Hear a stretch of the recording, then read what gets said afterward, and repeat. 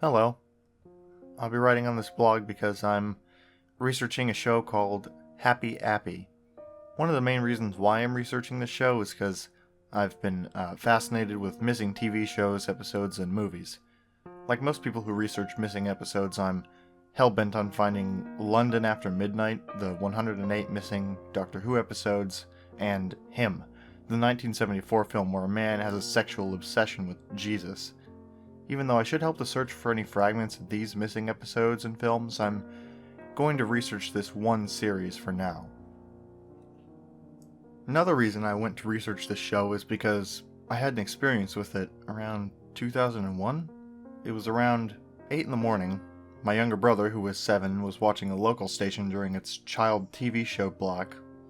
After it dubbed over Blue's Clues, it started to air a show called Happy Apple.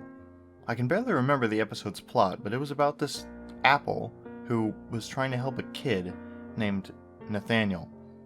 It felt sort of low budget, but since my brother liked the episode, I didn't really mind him watching it. The only thing that made me dubious was this evil smile that the apple did right in the middle of the episode. From what I gathered, this Happy Appy show began production in the first weeks of Noggin's existence.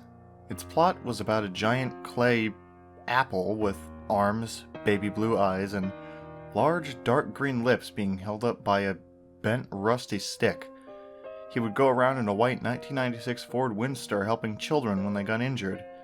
And as the show kept going, the episodes started to become more unusual. For one example, Happy Appy would often stare at the viewers of the show with a deranged death stare smile. It's also worth mentioning that the series slowly got more violent as the series progressed. Happy Appy was one of the shorter shows on Noggin, with every episode being 10 minutes long at the most.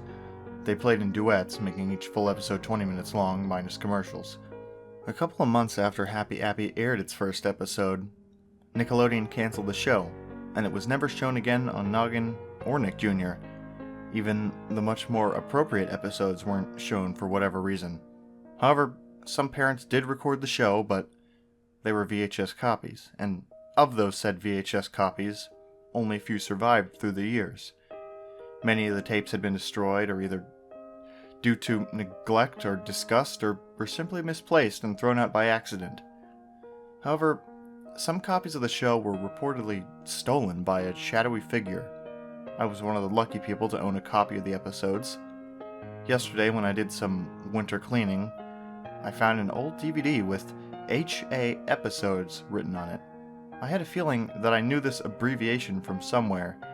I did some research on what HA meant. My first choice was the forum about missing episodes and films that I normally go to. When I entered the missing episode section of the forum, the first thread I saw was one named HA. What's this? A woman posted the thread who had, like me, found a VHS with the initials HA on it. As I read the thread more, I found out that the initials on the disc stood for Happy Appy. This instantly reminded me of the weird, low-budget show that I'd watched with my brother in 2001. In the replies, the users claimed that there are no known DVD copies around. I'm not sure how the disc got there, though. I certainly don't remember owning a disc that looks like this. After viewing the thread, I went ahead and put it into the disk drive, hoping that it would work. Thankfully, the disk did, and it instantly cut to the intros of the episode, no menus or anything. Happy Appy's intro song had the same tune as Mary Had a Little Lamb and went something like this. Happy Appy, Appy App, Happy App, Happy App, Happy Appy, Appy App, he helps kids all day. Repeated 3 times. Episode 1 and 2 were called Happy's Vacation and Hurt Happy respectively. Happy's Vacation was exactly what you'd expect. Happy Appy goes on a vacation to the beach, heals injured kids, and even talks down a bully into not hurting a child. Hurt Happy was about Happy's stick getting broken and the kids teaming up to help Happy Appy by giving him bandages and fruit. Nothing seemed out of place when I first saw it, but when I saw it a second time, the episodes looked questionably odd. When Happy was driving his van to the beach in Happy's Vacation, a few seconds skipped. At first, I ignored it, saying that it could be a scratched DVD, but when I checked the disc, it had no scratches on it whatsoever. Also, during the fruit scene in Hurt Happy, the kids gave him an apple for some reason. It could have been a mistake by the producers, though. Finally, I noticed some things in Hurt Happy that looked out of place. In Happy's van during the intro of Happy's Vacation, there was what looked like the border of the Hope poster, but it was so out of frame that it could have been something else. At the end of Hurt Happy, there was a news broadcast about a 9.0 earthquake that recently struck Japan. Happy Appy responded, "Oh no, if you want to help the Japanese, call this number," and a 1-800 number was listed. I thought those were just coincidental. Well, I was wrong. Episodes 3 and 4 were stranger. The intros of these two episodes were removed, but I found out that episode 4's name was Nate Needs Help. This struck out to me because this was the very same episode I saw with my brother, but in English. Episodes 3 and 4 were missing a few scenes, and overall more disturbing than the first two. On episode 3, near the 5:10 mark, is when Happy Appy does his first evil smile for 25 seconds. A scene that could send chills down anyone's spine was the boo-boo part in Nate Needs Help. Happy aids Nate, who has a bruise on his knee. He looks to the camera, giving off the same evil smile that I remember from 2001, and says, "What does Nate need for this boo-boo?" And for 30 seconds, he just stared at the camera, motionless, with his soulless baby blue eyes looking onto anyone watching. Finally, he broke the silence by saying, "That's right! A bandage." Why did he need that long to speak? I guess I'll never know. Also, the out-of-place objects were getting more noticeable. In Nate Needs Help, the radio plays what sounds like a country cover of Hot and Cold, which was made in 2008, and very out of place for a kids' show. February 24th, 2011. I watched episode 5, which had a few differences from the first 4 episodes. Firstly, it had Happy on a rustless but still bent stick. Secondly, this episode was somewhat disturbing. The theme song did play, and the name of the episode is revealed as Monkey Bar Mishap. It started with Happy Appy in his van driving to the playground when he sees a kid crying near some monkey bars. Once he parks the van and goes to the monkey bars, Happy finds out that the kid has fallen off of them, cutting his little finger open. Happy Appy said, "What does Jake need to heal with, kids?" He gave off his evil smile at the screen for a couple of minutes, enough time to read a page of a book, preferably the Bible, to him. Like Nate Needs Help, his soulless baby blue eyes watched over anyone in the room like Big Brother. He said, "That's right!" And Happy puts a bandage on Jake's finger. After getting hugged by Jake, Happy drives away in his van. It skipped to episode 6, which had a better chance of being aired on Wonder Chosen than Nick Jr. In this episode called Never Run with Knives, a kid was running with a knife facing up. The knife was clearly a rubber prop because the blade was flopping around a lot. The kid got cut and held his hand over the wound, crying. As blood began to come out of the kid's wound, Happy parked his van, gave a normal smile, and said, "Hey kids, he shouldn't have carried the knife facing up while running." However, he did heal him by putting a bandage over the wound. The kid hugged Happy, and he said, "Remember kids, never run with knives facing up, or scissors for that matter. Always walk with knives and scissors facing down." Happy took the kid to his van, drives off, and the credits played. However, after the credits roll, the episode takes a very disturbing turn when Happy comes back in his van and says, "Hey kids, if you find me in my van, just talk to me, and I'll take you away, haha." Episode 7 began with Happy on the playground, but he wasn't playing with the kids, or helping them. He was just staring at them with that unsettling smile I hate so much. A group of kids are playing with jump ropes when Happy walks over to them. He calmly tells them something, but I could barely hear what he said. From what I heard, I could only make out, "Hello, Happy? How? Me? Please? I could see where this was going as the kids walked with Happy into the bushes of the playground. Loud, violent screams are heard for almost a minute, and Happy begins to drag 3 bloody bodies to his van about a minute and a half later. I couldn't believe it. For the rest of the episode, he does that damn death smile. Why did they use that look so much? It was almost like he could climb out of your TV, grab you, and murder you slowly and painfully with a rusty knife, but he just doesn't. I moved on to episode 8 and 9. This time, and the episodes were so violent and shoddy that they couldn't have aired on Noggin at all. Episode 8 had Happy Appy take a kid into his van, and for half the episode, flesh cutting could be heard. And so could loud screaming, which turned into gurgles. As the scene progressed, blood splatters on the windows began to appear. Eventually, Happy emerged from the van and did a death smile until the end of the show. Like episode 8, episode 9 was gory and violent. But this episode was so coincidental and violent that I couldn't believe Noggin would even allow it unless it was some sort of hijacking. And it starts out with Happy Appy walking around the playground when 2 kids ask him what the cycle of life is so that they could complete her homework. He proceeds to tell the kids about the cycle of life and frogs and plants. The kids said, "Thanks, Happy. Can you play with us for a bit?" Happy agrees, and they start playing on the playground. When this happens, black smoke starts to creep behind Happy and the children. It gets to a point where they start coughing because of how dense the smoke is, so they turn around to see what was making the smoke. Happy gasps at the sight in front of them. 2 towers were on fire and were burning up. A few people were falling out of the windows to escape the fire. There was a lot of screaming, falling debris, and a crashed airplane in one of the towers. Only the tail of the plane was visible, which was nearing the point of collapse. I could hear a faint whining noise at this point, and I think it was the plane's engine, which was probably still on. 7 seconds later, the tail of the plane finally broke apart, with the largest piece of the tail hitting and killing someone. During this scene, fire trucks could be heard trying to douse out the flames, but it only slowed them down. The wailing of ambulances could also be heard, taking away the bodies of the people who jumped from the towers. It showed a weird guy on fire falling out of the towers, screaming. Happy and the kids were seen again, but this time they stood still in fear. The smoke kept getting thicker and thicker, slowly obscuring the trees and the equipment of the playground.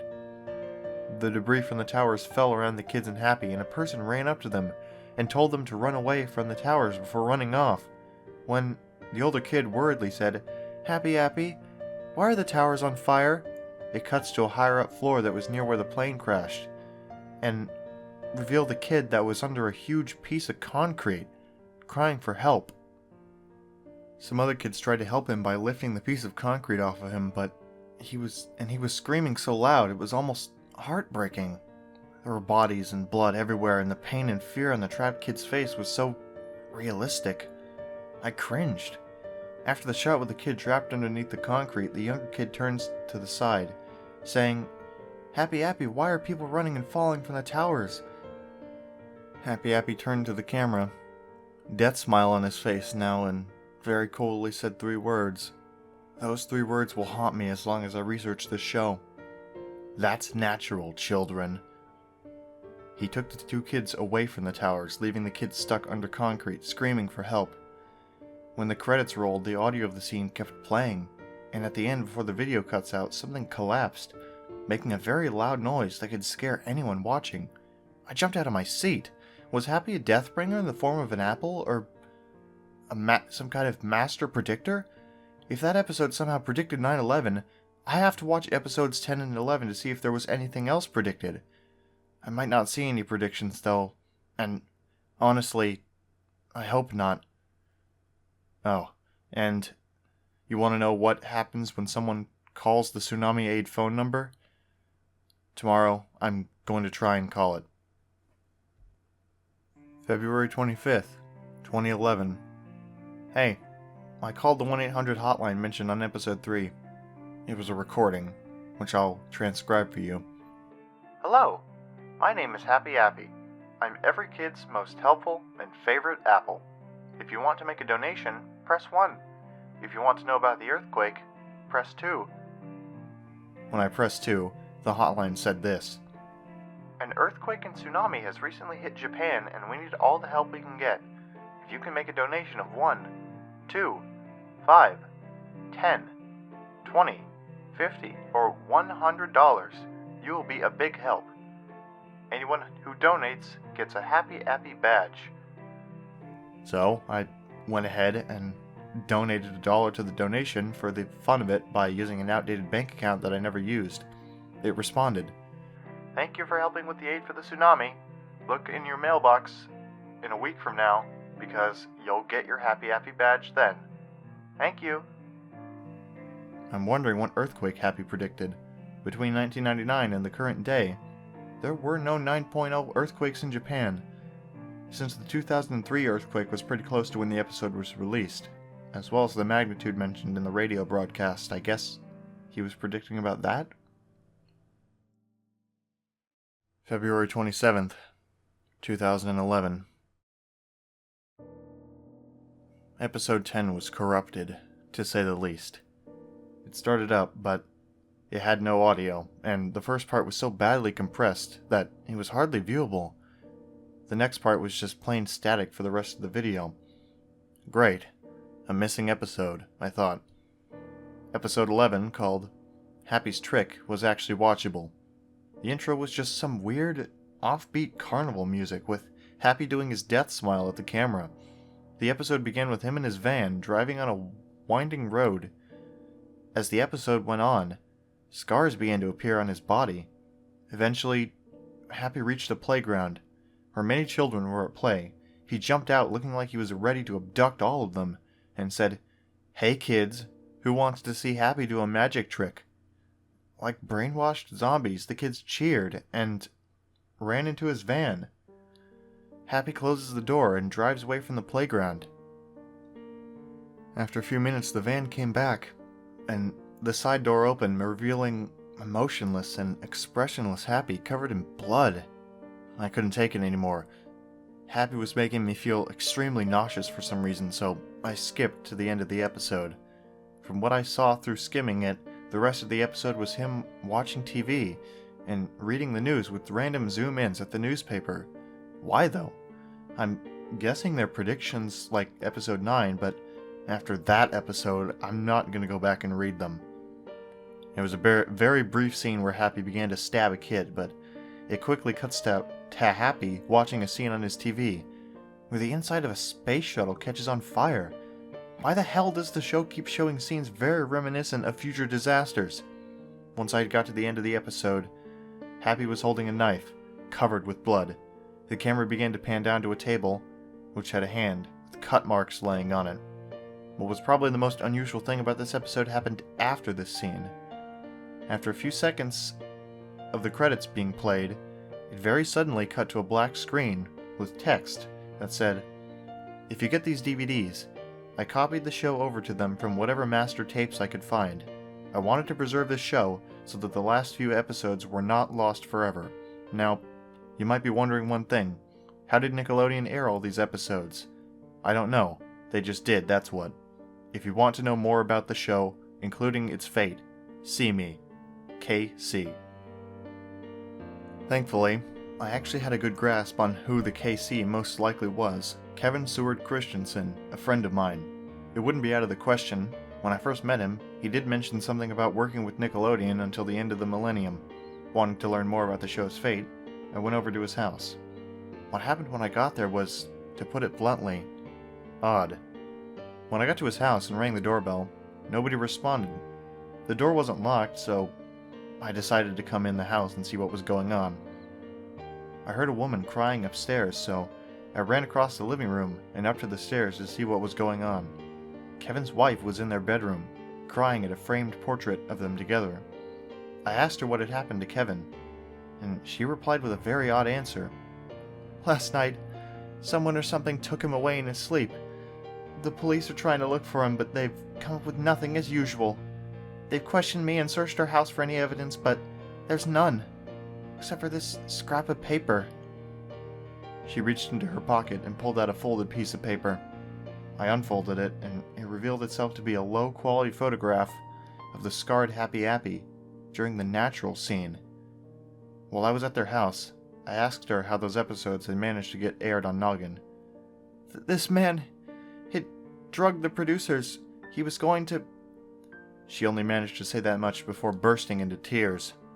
I could only think that whoever that man was the one who kidnapped Kevin on the 26th. After comforting her, I left the Christensen household and walked off. Once I started to get near my house, I was startled by the noise of a gunshot nearby. I instantly ran to my house, fearing that whoever kidnapped Kevin and killed his wife was trying to chase after me. Before I closed the door, I took one last glimpse of the bushes at the other side of the street. In one of them was a mutilated arm, with an unknown figure standing behind it. March 3rd, 2011. Hey, I wanted to know if anyone has any recordings of a Happy Appy episode. If you do, please send me an email containing video of it. You might wonder why I'm asking this. Well, I found my disc in pieces on my desk today, and no, I didn't save the videos to my laptop like I should have. Oddly, the way it was broken was almost like a claw had slashed the disc into thirds. The paper with Happy Appy on it was nearby, with writing that said, "No more evidence now, huh?" I wonder who was angry enough to destroy my disc. March 4th, 2011. The badge finally came in the mail today. It came in a small box that had, interestingly enough, a timestamp from 2000. I could only guess that Nickelodeon still had some left over when the show was still popular. When I opened the box and dumped out the contents, the badge came rolling out, with a letter attached to it. The badge was made of plastic, had a silver bronze color, and depicted Happy Appy with a normal smile. On the back, Happy Appy Helper Badge was imprinted in stereotypical army font. The letter had the following written on it. "To my friend, you've helped us help the Japanese. Of course, let me introduce myself. Unarguably, you have heard of me on Noggin. Can't understand what I'm saying? Well, I'll give you the answer. Happy Appy, Appy App, Happy App, Happy App, Happy Appy, Appy App. He helps kids all day." Now, where do I begin with this gift? Today I have given you a nice badge right from the old playground. How did I get these, you ask? Running across the playground, I tripped on a rock. I fell down, but I noticed the ground was uneven. Undoubtedly something was buried. So I dug the ground, and I found a crate filled with these badges. Now, it's time to be off. Watch Noggin at 8:30 a.m. CST to see my new adventures. Love, Happy Appy. I checked the back for anything interesting. What I found instead were these two lines of gibberish. MSCP BSP OWS DC AZU ONG WSEDV JNY and MZP ZQLQ HNREF BGH SCWF ONXBUL OILL WEJOZ JKN. I don't even know what that means, or what these are. March 5th, 2011. Today, I got an email from a man who claimed to be a user on WikiLeaks. He'd heard about my research on Happy Appy, so he tried to find any documents relating to the show. He did find one, which told employees at Nickelodeon to never air certain TV shows or movies. After browsing through a massive description of Crybaby Lane and other shows, I found this block of text in the middle of the document. One show, originally named Happy Appy, was cancelled due to excessive violence and gore. The show depicted a personified apple named Happy Appy that taught kids how to handle certain injuries and, on an episode called Hurt Happy, teamwork. On the last and only 8th episode, only an hour had passed when Noggin began to remove all traces of the show. Children who watched the show's final aired episode allegedly obtained symptoms of nausea and sleep deprivation. A 2003 report says the episode seemed to depict explicit imagery of the September 11th terrorist attacks. even though the episode aired in 1999. I'm getting a lot more dubious about this show. June 1st, 2011. First off, yes, I know that Happy Appy might have predicted that recent earthquake and tsunami, so stop sending me emails about it. To put it short, I'm back. Since my job involves working as a detective in the police department, I had to take a hiatus from this blog so I could get paid. During this period, there were some trials involving the murder of Kevin Christensen. However, they came to an abrupt halt when the arm they found disappeared one day. I bet that Shadow Man stole the arm. Anyway, I was looking up Happy Appy on YouTube today on a whim when I found a video that said Kevin Christensen interview, audio only. So I watched it. Here's a transcript. Are you Kevin Christensen? Yes. So, are you the one who worked on Happy Appy's clay model? Yes. How did you get the job for Happy Appy? I just graduated from an art college in late 1998. I heard about Nickelodeon Studios who were making cartoons, so I sent a resume, and a few weeks later I got the job, and I was happy, well, until the shit hit the fan. What happened on the day you made the Happy Appy model? Okay, so basically, we had to design a cute-looking puppet for the show. We started with a rusty stick that was lying around on the floor of the studio, made an apple out of clay, and stuck it on the stick. We added baby blue eyes as well as pupils so he would look cuter and less frightening for children, huge green lips, and clay arms. Finally, we added a stem and a leaf. We thought it was perfect for the show. Who voiced Happy Appy? I don't remember his name, but I do remember who he was from.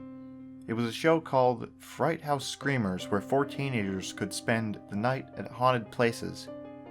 What happened to Fright House Screamers? When they were filming the 4th episode, one of the teenagers was found dead in the place they were doing. Besides, the show sucked ass. Was the voice of Happy the teenager who got killed? I'm pretty sure not. Back to Happy Appy. Why aren't there any surviving copies of Happy Appy? That's a good point. See, Nickelodeon owns all the tapes somewhere, but they're not going to release them for a long, long time. There have been bootlegs, of course, but none show the actual episodes after episode 11, which is weird. How many episodes of Happy Appy were there going to be? 2 full 26 episode seasons. They only showed 8 or 10 of the first season before Happy was cancelled. However, my friend Jim says there's actually 2 seasons, but he was very drunk when he said that. Besides, I don't trust him at all. Do you know any of the other crew who worked on Happy Appy? I only know Jim. And that's it for the interview. June 6, 2011. Dear God, I've had some feverish nightmares of Happy Appy ever since I saw those last episodes. The dreams range from Happy doing his death smile for hours to him brutally murdering a kid off camera. Not only that, but I've become paranoid of apples. If I see one in my house, I eat it as quick as I can or I throw it away. Not only that, but I've been seeing the mysterious figure more. Whether he's sitting on the side of a hill or standing near some trees, it never seems to leave me alone. However, I can at least describe his appearance. First off, he can't be made of shadow because he has some sort of face with a mouth. His mouth is locked to one expression, which happens to be Happy's death smile. I'm gonna sound weird for this, but I wonder if he's Happy Appy.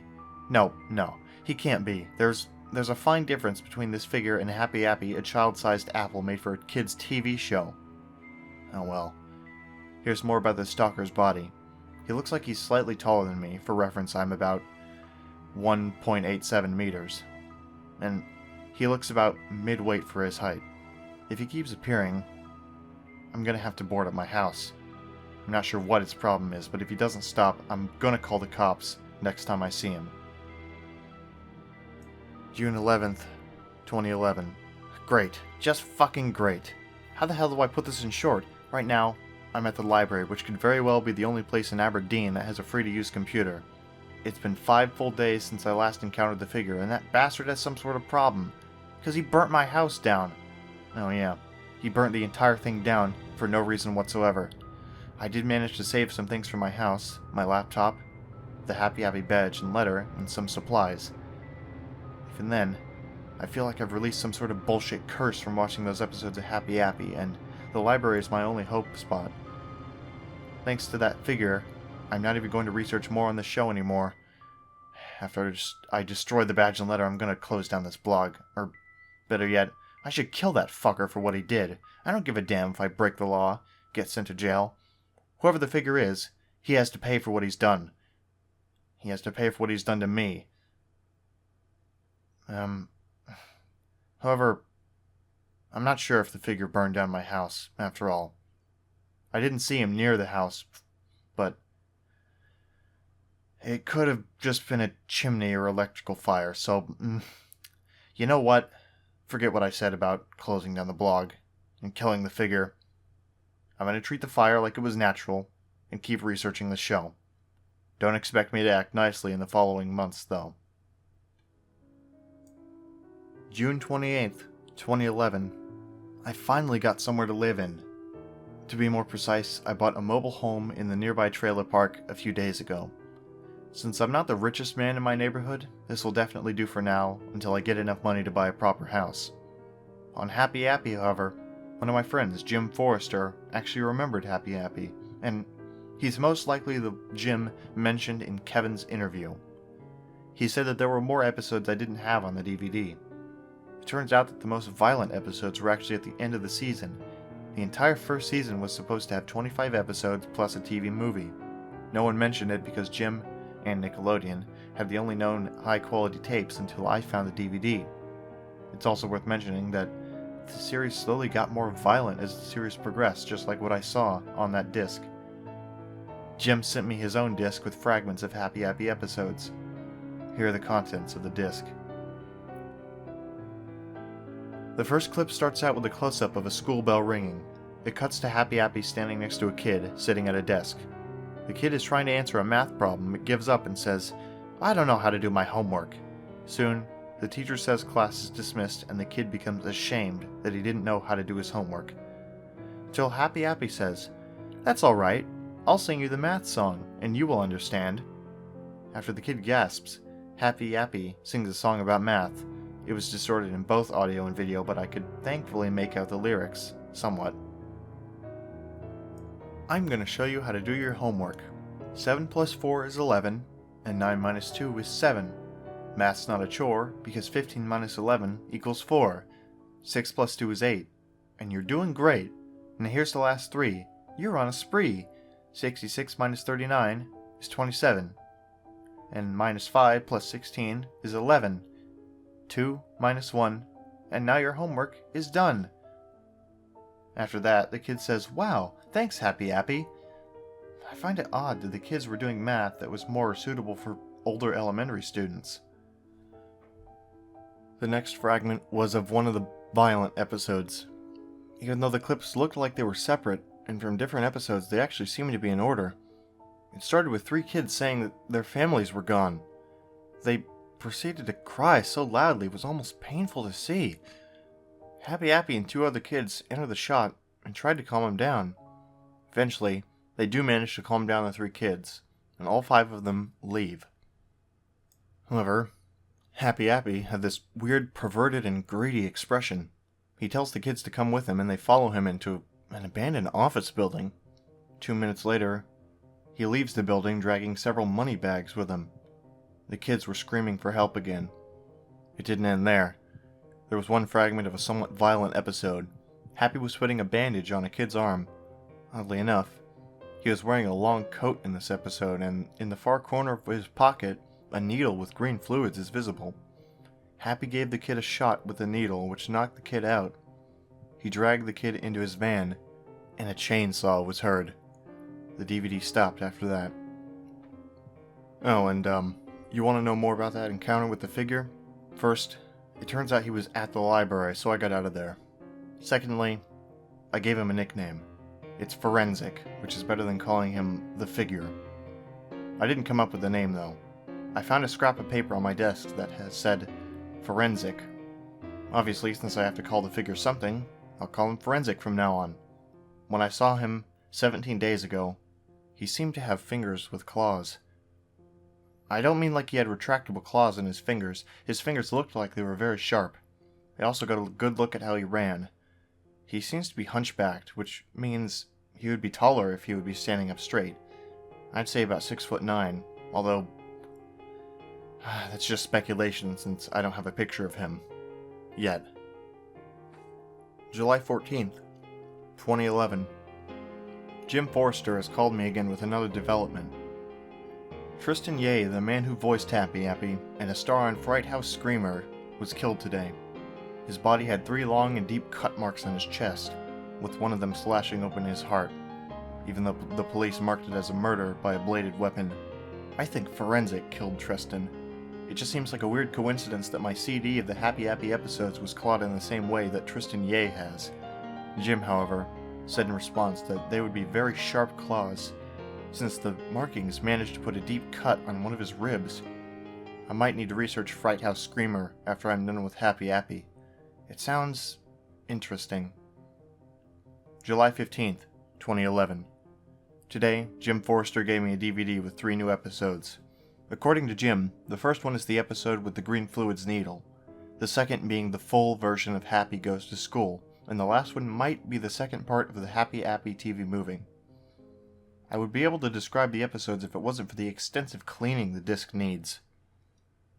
July 17th, 2011. After all this time, I cleaned the disc enough to be watchable. The only problem is that it sometimes freezes when a video gets played, but here are the contents. The first episode started out with the scene with the green fluids needle. After Happy kills the kid, he drives to a crashed plane where the scene with the money bags happened. It cuts to the playground, where Happy was playing with some kids. It went along like normal until his skin peeled off, revealing a rotten apple core. It was like an orange peeler was being used on him. The skin landed on a boy's head, covering his face like a blanket. The weird part about this scene was that the kids had no reaction to Happy's skin being peeled. Almost like it never even happened. After a minute of seeing the boy with Happy's skin on his head, the episode ends. The second episode was, as Jim said, the full version of Happy Goes to School. It begins with a math scene, and the song happens, but in a vastly improved quality. After that, Happy goes into a science class where a kid is messing around with a Bunsen burner. Eventually, the kid gets his finger burned by accident. Happy informs the kid, "Never play with a Bunsen burner without adult supervision. If you don't, you might get hurt, like Eddie here." After his short monologue, Happy puts an ice pack on Eddie's burn, and he thanks Happy. A few seconds after Happy puts the ice pack over the kid's burn, he hears an argument coming from the hallway. It cuts to a bully mocking a young kid, telling him that his art project is the dumbest thing ever. Because of this, the younger kid starts crying. After some more mocking, the bully runs off laughing. Right as he leaves, Happy comes over and tells the kid to never give up at what he likes doing. The kid instantly cheers up and runs into a classroom, presumably to tell the teacher about the bully. Finally, I saw the second part of the Happy Appy movie. It started out with Happy Appy driving his van on the road, leading to the playground. It shows a kid playing with rocks on the side of the road. By accident, he throws a pretty large rock on the road, which lands directly in the path of Happy's van. Happy thinks it's an animal and tries to swerve out of the way, but the van goes off the road and crashes into a grassy ditch. For this scene, footage of a real car crash was used for whatever reason.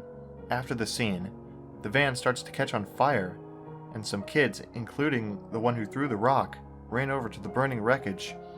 The music for this scene isn't the happy-go-lucky music that plays throughout the show, but instead, sound clips of a reversed Revolution 9 with Happy screaming, "Get me out! Get me out!" After a kid says, "There! His hat! His hat!" it cuts to Happy's bloody stem, which had a mouth with bloody teeth on it. The stem proceeded to scream, which was just one of the screams that Mike Shank did in an American movie. Another kid says, "His body! His body!" Happy's body was badly burnt and scratched up with blood coming out of it from the larger, deeper cuts. His left eyeball was dangling out the socket, while all of his upper teeth were either chipped or broken. Where Happy's left arm and stump were, there was pure white bone, with blood slowly leaking from the exposed wounds. Happy tried to crawl out of the burning wreck with his right arm, but it was only a minute until he collapsed and died, while screaming to weird sci-fi noises. The next scene just showed the road, lacking any children whatsoever, with the remains of Happy in the van in plain sight. It cuts to a funeral where kids were crying over Happy's dead body. One kid said, "Why, Happy? Why?"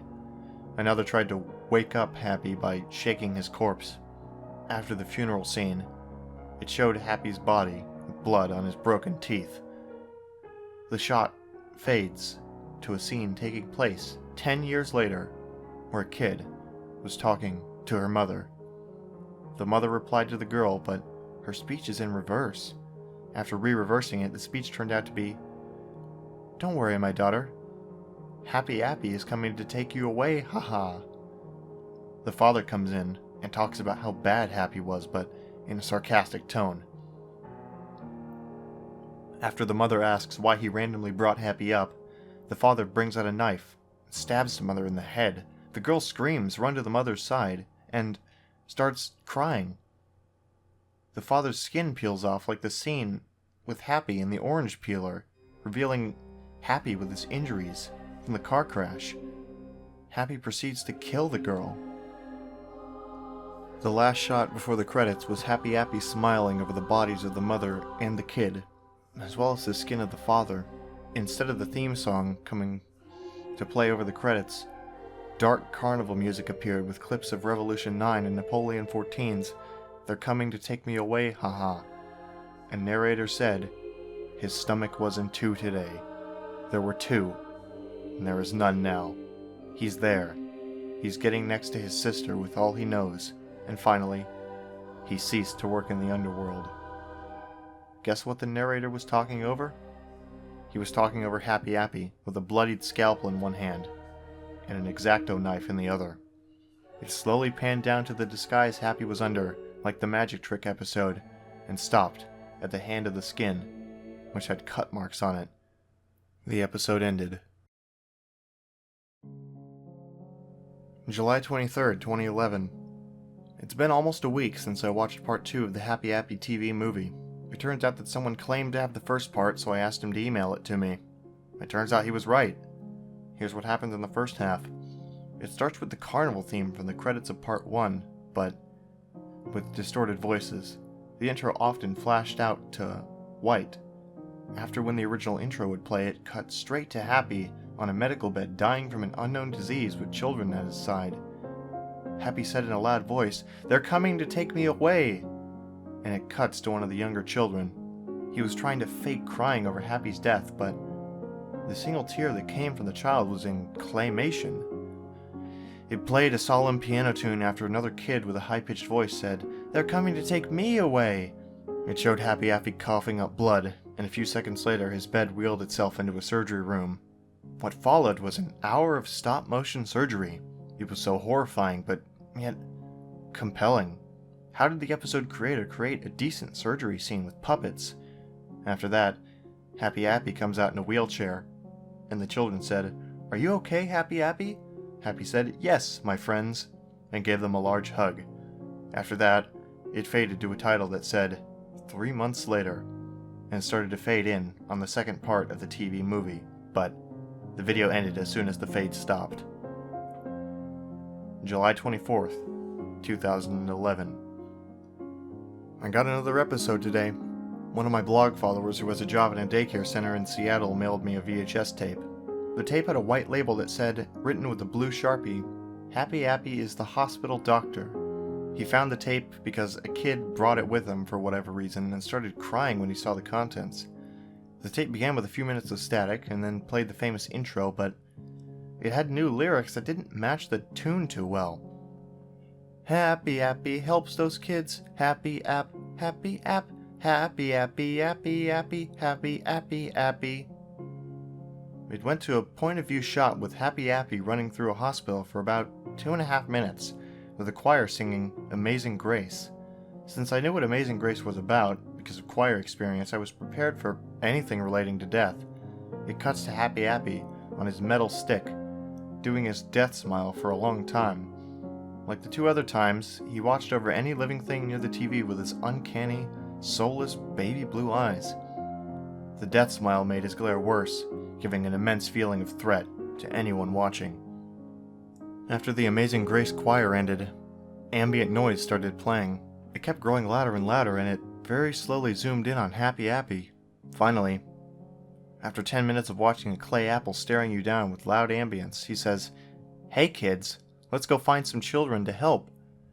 He runs up to 2 body bags holding bodies, while a nurse is zipping one up. Happy walks up to the nurse and says, "Hello, Miss Nurse, can I help those people?" The nurse says, "Happy, they're dead, they won't come back." Right before the credits, Happy Appy turns to the camera with another death smile and says something that could be more disturbing than the natural scene and the staring scenes and made me cringe. "Remember, kids, you will all die one day, and I won't be there to help you." July 28th, 2011. A week ago, Jim told me that a fire had recently ravaged through the studio that filmed Happy Appy. It wasn't until the 25th that I visited the ruins of the studio if I could find anything that could help me investigate Happy Appy more. After traveling on the I-5 for 20 or so hours, I finally reached the studio. It was completely abandoned, but what was very strange is that no one was there to demolish it.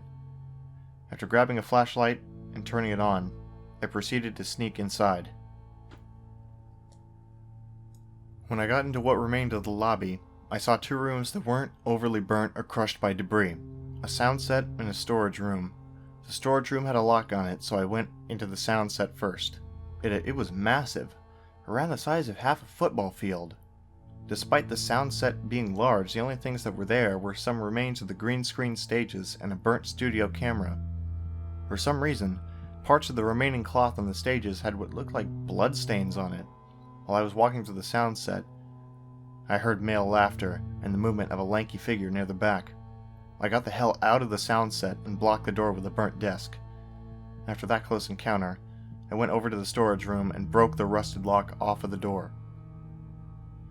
After I had opened the door, the room turned out to be just a vault of props that were used in the show. There was a mostly intact shelf to the right of the room, which held some reels of tape. After stealing them, I found a safe which had been partially melted into the floor. After some force, I managed to rip it off the floorboards and haul it into the car. After going into the storage room a 3rd time, I heard what sounded like wood burning, so I checked the sound set to see what was going on. The entire back wall had been lit ablaze, again, by some vandal or something. I quickly checked the storage room for any more artifacts, which it didn't have, and then ran out of the building before the entirety of it started to burn up. I seriously wonder who the hell had done this. Is Forensics so dedicated to kill me that he would set an entire burnt TV studio on fire again to do so? Was it even him at all? I don't know. August 1st, 2011. After dealing with some personal things, I got around to breaking the lock of the safe. The contents were one thing, and that was the Happy Appy puppet itself, doing the death smile. Even though I really don't want to own him, I'll keep the puppet in case it helps me find out more about the show's history. The tapes weren't anything special. They were just Happy Appy's earlier episodes in a higher quality than the DVDs. August 2nd, 2011. On closer examination, the Happy Appy puppet has a few anomalies. First off, the right hand was quite obviously reattached, which could suggest that someone accidentally ripped Happy's hand while trying to get him to hold something. One of his eyes was a darker blue than the baby blue his eyes normally were, and his leaf was broken off halfway. Finally, there was some writing on the back of the puppet's head, but some of it had been smudged. PRPTY of NIELOENSDIS.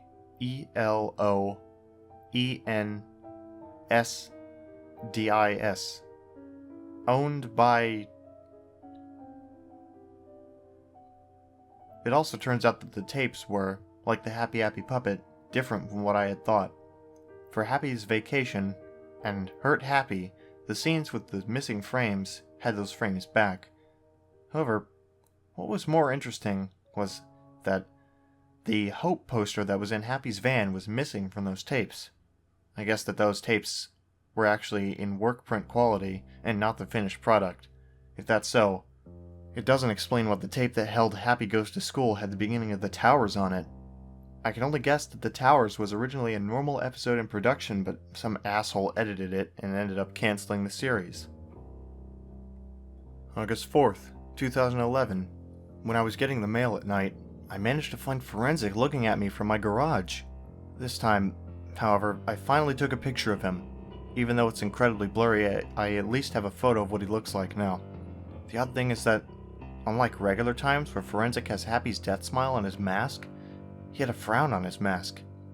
I wondered why he wore a frowning mask this time.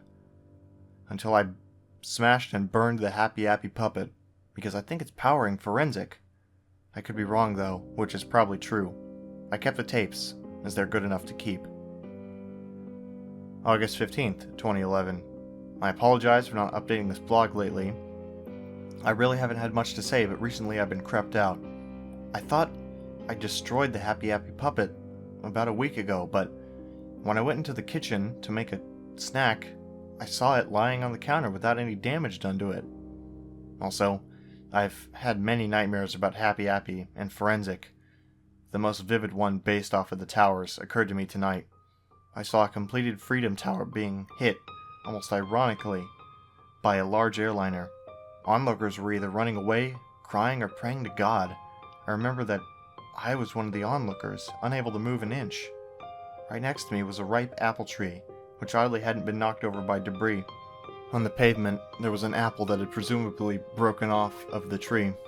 I picked it up, and for some reason, I almost got to take a bite out of it. However, I noticed that Forensic was watching me from a nearby bush. As I bit the apple, it suddenly grew a mouth and began screaming loudly. Horrified, I threw the apple to the pavement, which injured it more. As soon as the apple hit the ground, Forensic disappeared from the bush. As the scream from the apple grew louder, the fires on the Freedom Tower kept flaming on until the thing collapsed, sending a cloud of debris towards onlookers. Right before I was hit, I jumped out of bed, screaming in horror. I don't know why, but it seems like Forensic and Happy are the only things I can really think about anymore. Thanks to them, I think I'm going insane. First off, I can't see fruits without thinking about Happy Appy in any way. Thankfully, though, I don't think about Happy when I see a vegetable, unless, I find an episode involving a vegetable clay puppet. Secondly, I fear tall and skinny, and especially both, people a lot more than I used to, mainly because of Forensic and how he's very tall and skinny. When I see a playground, I imagine Happy Appy in that one dark, plant-filled abandoned corner of the playground doing a death smile, looking like he's ready to murder every kid. I really regret researching the show. On an unrelated note, I've learned a little bit more about Fright House Screamers, but it's not as related to Happy Appy as I thought it would be. August 16th, 2011. Post 1. Today, I went to look for Happy Appy on the TV. Yeah, even though it sounds idiotic to look for a show on the channel that it's banned from, it's worth a shot, right? I woke myself up when Nick Jr. started, and turned the channel to watch for Happy Appy. It all went well, playing Dora the Explorer and Yo Gabba Gabba when a bumper aired. A woman's voice said, "And now, we have something special to show you. Please welcome, for the first time in a decade, Happy Appy." I was excited, and confused, but mostly excited for that I would most likely see a new episode. Unfortunately, it was the school episode again. Even though I was disappointed, I was still elated from seeing an episode of Happy Appy air. At that point, I had a major question. Why did the episode air? Did a new employee mistakenly air the episode without knowing the history of Happy Appy, or did someone else deliberately air them? If someone did air them deliberately, why? Was it Retro Day at Nick Jr. or something, and they allowed a showing of Happy Appy for just once? Was it a joke? Or did someone know about my research blog, and to help, they aired an episode? August 16th, 2011. Post number 2. Hey, I've got 2 things to tell you. First, I'll try to make at least 1 post every day, all the way until I quit researching Happy Appy. Second, I'm starting to keep track of the episodes. Here are my guesses for the episode list. Anything with parentheses describes the episode better. 1. Happy's Vacation. 2. Hurt Happy. 3. Monkey Bar Mishap. 4. Happy goes to school, the one with the math song. 5. Nate needs help. 6. Never run with knives. 7. Happy fixes kids. 8. Unknown. Happy fixes kids part 2. 9. Happy fixes kids part 3. 10. The towers. 11. Happy the doctor. The one with the green fluid needle, the crashed plane, and Happy's skin peeling off. 12. Unknown. 13. Happy's trick. 14. The Happy Appy movie, parts 1 and 2. I know there are only 15 episodes mentioned here, but I haven't discovered the other 9 yet when I published this post. August 18th, 2011. I was on YouTube when I came across a Happy Appy video. It was named The Happy Dance and was a promo that aired on Noggin. In it, it showed Happy moving around like he was breakdancing. The music was slightly distorted, but it had someone making and failing at beatbox noises, accompanying it with some lyrics on how to do the Happy Dance. After these somewhat silly lyrics, it said, "Watch Happy Appy every Monday at 8 a.m., and it ended. I know it's not a new episode, but it's something, a cute, interesting thing I saw. August 23rd, 2011. As I was looking over some posts today, I noticed a draft in the folder. Normally, I wouldn't have drafts in there unless I had to finish a post on another day, so this stuck out as odd to me. I opened it, and I found out that Forensic had somehow gotten into my blog. I'm guessing he used a keylogger, but anything's possible. Here are the contents. Hello there, my good friends. Are you feeling well today? Good, because Gerazim is not here today. Instead, you'll be getting a post from his favorite friend, Forensic F. Forensic. So life's pretty good from where I'm standing. I've killed a lot of people now. This year alone, I've killed Kevin Christensen and Tristan Ye. Amazing, isn't it? Well, just you wait. Once I'm done with Jim Forrester, I'll kill Gerazim, and it ain't going to be pretty. What will I choose to kill him? Will it be the good old knife to the head? Or maybe I'll pick a slow, painful torture. I might not mentally scar him, but it is in the question. Oh, the possibilities are endless. But now, there's a big question I will answer. What will I do with Gerazim's body? Will I... And it ends there. Why did he leave off mid-sentence? Did his internet break down? Was he noticing that I was starting to wake up? Or maybe he got booted off somehow? I don't really know. All I know is that Forensic tried to post on my blog, and I'm not happy. However, there was a sound clip left on the blog post. It was a 3-minute sound clip of static with some voices talking here and there. I'll try to decode it later. August 24th, 2011. Today, the same person who uploaded the Kevin Christensen interview on YouTube added a new interview. This time, it was Jim Forrester being interviewed. He worked on some of the scripts for Happy Appy, including Nate Needs Help. So, were you one of the script writers for Happy Appy? Unfortunately, yes. Do you know what happened to Happy Appy? Well, we actually managed to pull off a third of the first season just fine, without any complaints whatsoever. We were all ready to begin the other thirds when we were cancelled. Why was the show cancelled? An accident happened. Wait, what? An accident happened? What kind of accident could cause the show's cancellation? During a break we did to get the employees some resting time, we made a joke episode for fun. The episode in question had 2 smoldering towers which were on fire. You know, looking at it now, it reminds me way too much of 9/11. This episode was aired because someone managed to sneak a tape and broadcast it on Noggin. And poof, the show was cancelled. Good riddance. Do you know who broadcasted it? No. The only person I could think would broadcast it is... I forgot. It's been 10 years, you know? I can understand, Jim. Anyways, there's one last question. Who is the director of the show? Do you know? I don't know who the director is as well, but I can tell you one thing. He's most likely dead. August 27th, 2011. Today, I found the torrent of another episode of Happy Appy, called Mean Miranda and Happy's Van Breaks. Me and Miranda's plot was about boys no older or younger than 6 to 8 being bullied by a teenage girl named Miranda. Happy gives the kids bandages and advice to help them. He kept getting progressively angrier when the episode goes on, starting from being slightly irritated to being extremely pissed off at the end. Happy Appy coldly says, "Bully one more kid and you will get a surprise, Miranda." She almost mockingly kicks a boy in the leg, and Happy Appy gets in his van and drives it right at her. Right before the van runs over Miranda, the episode cuts into the credits, with promos for Franklin and Blue's Clues. Happy's van break starts with the intro, and immediately goes into the episode. Happy's putting a bandage on a kid's bruise when he notices that his van's engine is billowing smoke. He runs to it and notices that a part of the van's engine broke. Happy steals a mechanic's toolbox and gets to work on the engine.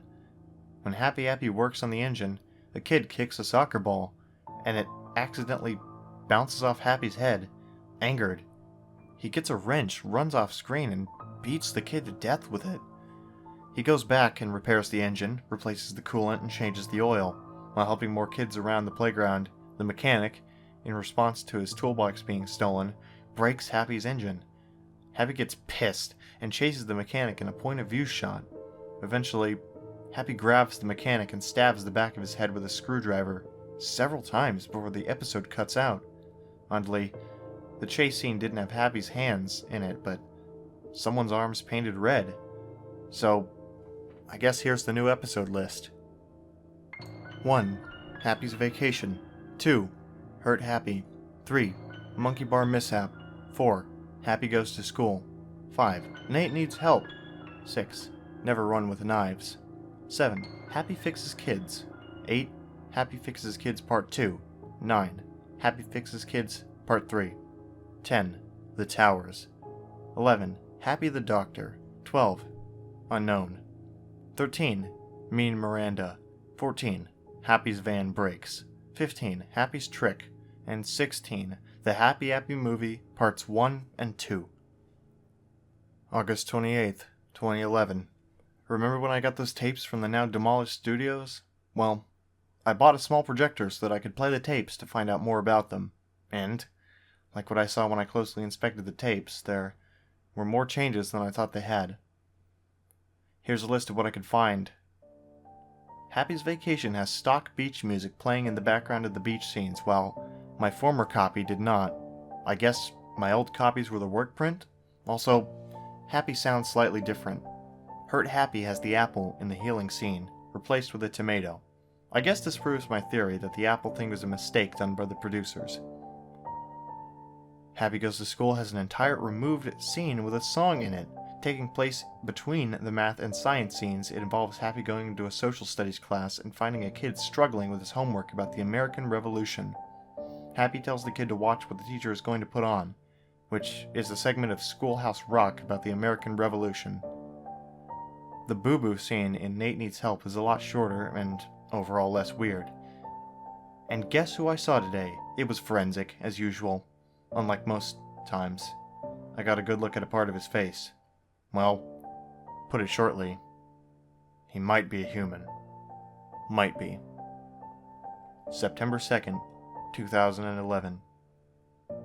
I found, while searching for torrents for Happy Appy, an intact version of the Happy Appy movie's bonus features.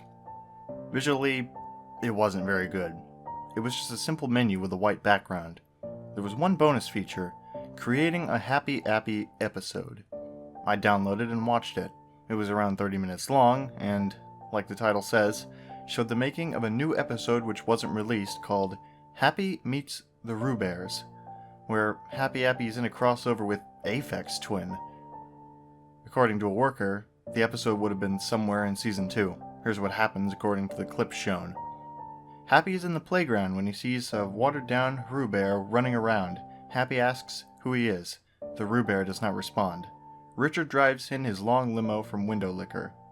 Happy and a Roo Bear heal a kid who accidentally hit his head on the swings. To be honest, I don't think Aphex Twin in a kid's show isn't as weird as, say, Jack Black in Sesame Street. It's just me, though. September 3rd, 2011. Okay, there are two things I want to talk about on this blog post. First off, I've heard a rumor that there's an actual episode of Season 2 intact, but it's a very incomplete fan restoration, around 15% complete. I'm just going to say this now, but why would this show have fans? I can understand liking the more appropriate episodes, but, you know. Anyways, the rumor states that it has the very, very, very first episode of Season 2 called Camp Ah. In it, it starts with the intro as always, but with some differences. First off, Happy didn't dance in the intro, but starred the new main characters, sort of like the CSI intro. As for the main characters, they are Happy himself, a man in a ski mask called Napoleon, and a little boy named Danny. I have a feeling that Napoleon could actually be forensic in a different outfit. After that, it cuts to a scene where Happy Appy is in his van, but there are two girls in the passenger seats. The girls are only clay apple heads on sticks, with no arms or stems. After driving for a while, the van parks in the camp. Happy gets a washcloth, and he and the girls sit on it. For a while, they just sit on the cloth staring at the sky. After a few seconds, another apple appears, looking like a stereotypical beach jock. Happy says, "Move it, ladies," although the quality makes it sound like, "Movie it, leddies." The second thing is that Happy Appy does not have an IMDb page. The same page some people are mistaking it for is actually a TV show called The Happy Apple. I could understand why people would think it would be related to Happy Appy, Happy Apple being the rarely used full title of Happy Appy. When I mean rarely used, I mean rarely used. It was only used once in a TV guide preview, but about the Happy Apple, it's from the 1980s. How can you confuse a TV show from the 80s about an insurance company with a noggin TV show from the 90s that has imagery of 9/11? And don't even get me started on the Appaloosa horses. Just don't. September 4th, 2011. I finished decoding the sound clip, and, well, when I began to decode it, I just heard static with some odd noises here and there. I tried reversing it, changing the pitch, slowing the speed, and adding volume with some successful results. At first, it was just the sound of Happy Appy laughing. It wasn't a regular laugh, however, but one that sounded like he was injured. Soon after that, Happy started screaming, and you can hear someone else laughing. Like Happy, it sounded like the person had begun to laugh was also injured. I guess it's a child struggling against a murderous Happy Appy? But it could be damn near anybody.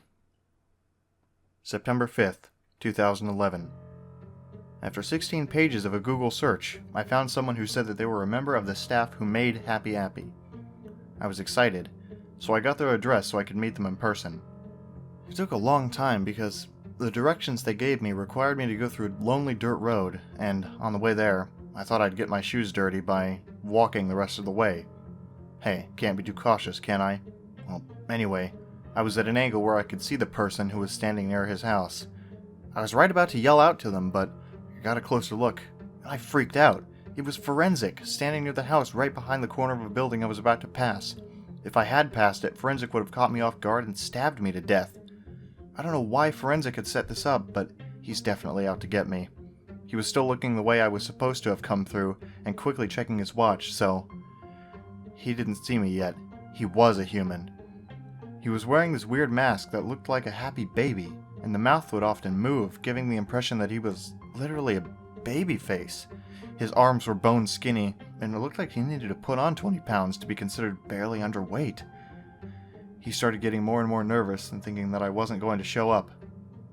What was also of note that was near the house, there was a van that was very similar to the one that Happy rode. I ran off, went back to my car and my house to tell you about this near-death experience, since it'll probably happen more and more often. September 6, 2011. Since I was freaked out by Forensic, and it's nearing 9/11, I rewatched the Towers episode again. When I played it, I heard that faint whining noise in the background of the famous scene, and I instantly recognized it as a much quieter version of the decoded sound I was talking about 2 days ago. I don't know why that was playing in there, but it was. I still can't imagine what could match that audio clip. September 7th, 2011. I finally figured out what the sound clip is. While I was getting my grocery, it came to me that the voice that wasn't Happy sounded a lot like Forensic. Quickly, I came up with the idea that the sound clip was Forensic fighting with Happy Appy. I didn't know why he would fight Happy, an inanimate clay puppet, unless he had some sort of mental condition. While I was on my way home, I saw a police car with its lights on and sirens blaring, so I followed it. When the police car stopped, I saw the cops leave the car quickly and run after a thin figure, which had dropped a gun and something red. It was none other than the Happy Appy puppet with some dirt on it. I could have sworn that I saw Happy's mouth moving, but I was so freaked out that I wasn't sure if Happy's mouth was moving or not. Suddenly, it came to me that if this figurine was the one that I owned, Forensic must have broken into my house. Before the police came back, I got into my car and went home. Thankfully, it was unscathed, but one of the front windows was definitely open. Once I got in, I shut the window and looked for the Happy Appy puppet which I had put in the living room. It was nowhere to be found. After I write this blog post and go to bed, I'm buying a nice knife as soon as I can. September 9, 2011. I'm not sure how, but maybe the audio of Forensic and Happy was planned to be in a future episode of Happy Appy and got mixed up while they were putting the sound and the music in? Was Forensic around while Happy Appy was being made and put himself in one of the episodes because he was in the staff? Or did he get so much infamy during the time that the producers decided he was perfect material to mock? I still can't put this together. There's some good news about Forensic, though. To quote from today's newspaper, "A crazed maniac was arrested last night after a robbery at a firearms store, a home break-in, use of firearms without a permit, linkage to various murders, and evading arrest." Some days, I ask myself why I chose to get involved in Happy Appy. September 10th, 2011. Well, tomorrow is going to be the 10th year since 9/11. Oh joy. In all seriousness, I have too many thoughts in my head right now. Will I be visited by Forensic again, or murdered in my sleep? Will my house burn down again, or will I have a normal day for once? I'm not going to make a post on September 11th, but on the 12th. Oh, and here's another revision of the list with Season 2's 2 unreleased episodes, and the duets properly listed. Season 1. 1. Happy's Vacation, Hurt Happy. 2. Monkey Bar Mishap, Happy Goes to School. 3. Nate Needs Help, with no added second part. 4. Never Run with Knives, Happy Fixes Kids. 5. Happy Fixes Kids Part 2. Happy Fixes Kids Part 3. 6. The Towers. 7. Happy the Doctor. 8. Happy's Van Breaks, Mean Miranda. 9. Happy's Trick, unknown. I think there's a second half anyway. 10. The Happy Appy Movie, both parts. Season 2. 1. Happy Meets the Roo Bears, Camp Ah, possibly vice versa? September 11th, 2011. I know I'm not supposed to make a post on September 11th, but I really had to get this post out. Last night, a certain someone went on my computer today. Luckily, the only things that Forensic did was add 3 photos, a notepad file, and a badly distorted sound clip. The images and the notepad file were made today, during 2:20 to 2:30 a.m. Well, the sound clip was supposedly created on July 14th of this year. All the images were made using Paint, had the file name Image 1 to Image 3, and all were badly drawn. Considering that Forensic wears a gas mask and has long skinny fingers not fit to use my mouse, I knew they wouldn't be in good quality. The first image was the Happy Appy character smiling on a dark red background with a knife in one hand, and words that say, "That's natural, children." I found out that this one was actually a GIF and not a PNG. I stared at it, and for one frame, Happy had blood on his teeth and knife. The second image is the only one that doesn't show something. It is in fact a portion of the song "They're Coming to Take Me Away, Haha." I seriously want to know what the connection is between Napoleon 14 and Happy Appy and Forensic. Is it that they're both disturbing to listen to? Or is there something I don't understand? The last image is more notable than the rest. It was Forensic standing behind a black background which has "I'll find you" in red. The reason the photo is the most notable is that it shows Forensic's long, pale neck, gray clothes, and his unusual gas mask. It's actually more high quality than the other photo I took of him, even though the picture's quite bland. However, it doesn't show his filters, which is odd. The notepad file contained another gibberish string. A D V M E T O V P T M T C N Z H Q M D T T Z S M E. Why do I keep seeing these gibberish strings? Are they a secret code of some sort that Forensic wants me to crack? Oh yeah, about the sound clip. It starts with a bunch of ambience that sounds like it would belong in a factory. There was metal banging, steam blowing, all that stuff. It might be possible that this is just some of the distortion. In the background, I heard a person walking, kicking over an empty tin can. After this, there's what sounds like a voice, like someone beginning to say stop before it goes to static for the rest of the clip. My best guess of what this is, it could be Forensic killing someone, but looking at the date the file was made, which was on the 12th of July, could this be the sound file related to Tristan Ye? I somewhat doubt it, to be honest. September 12th, 2011. Today was one of the worst days I've ever had, but at the same time, it was also one of the best.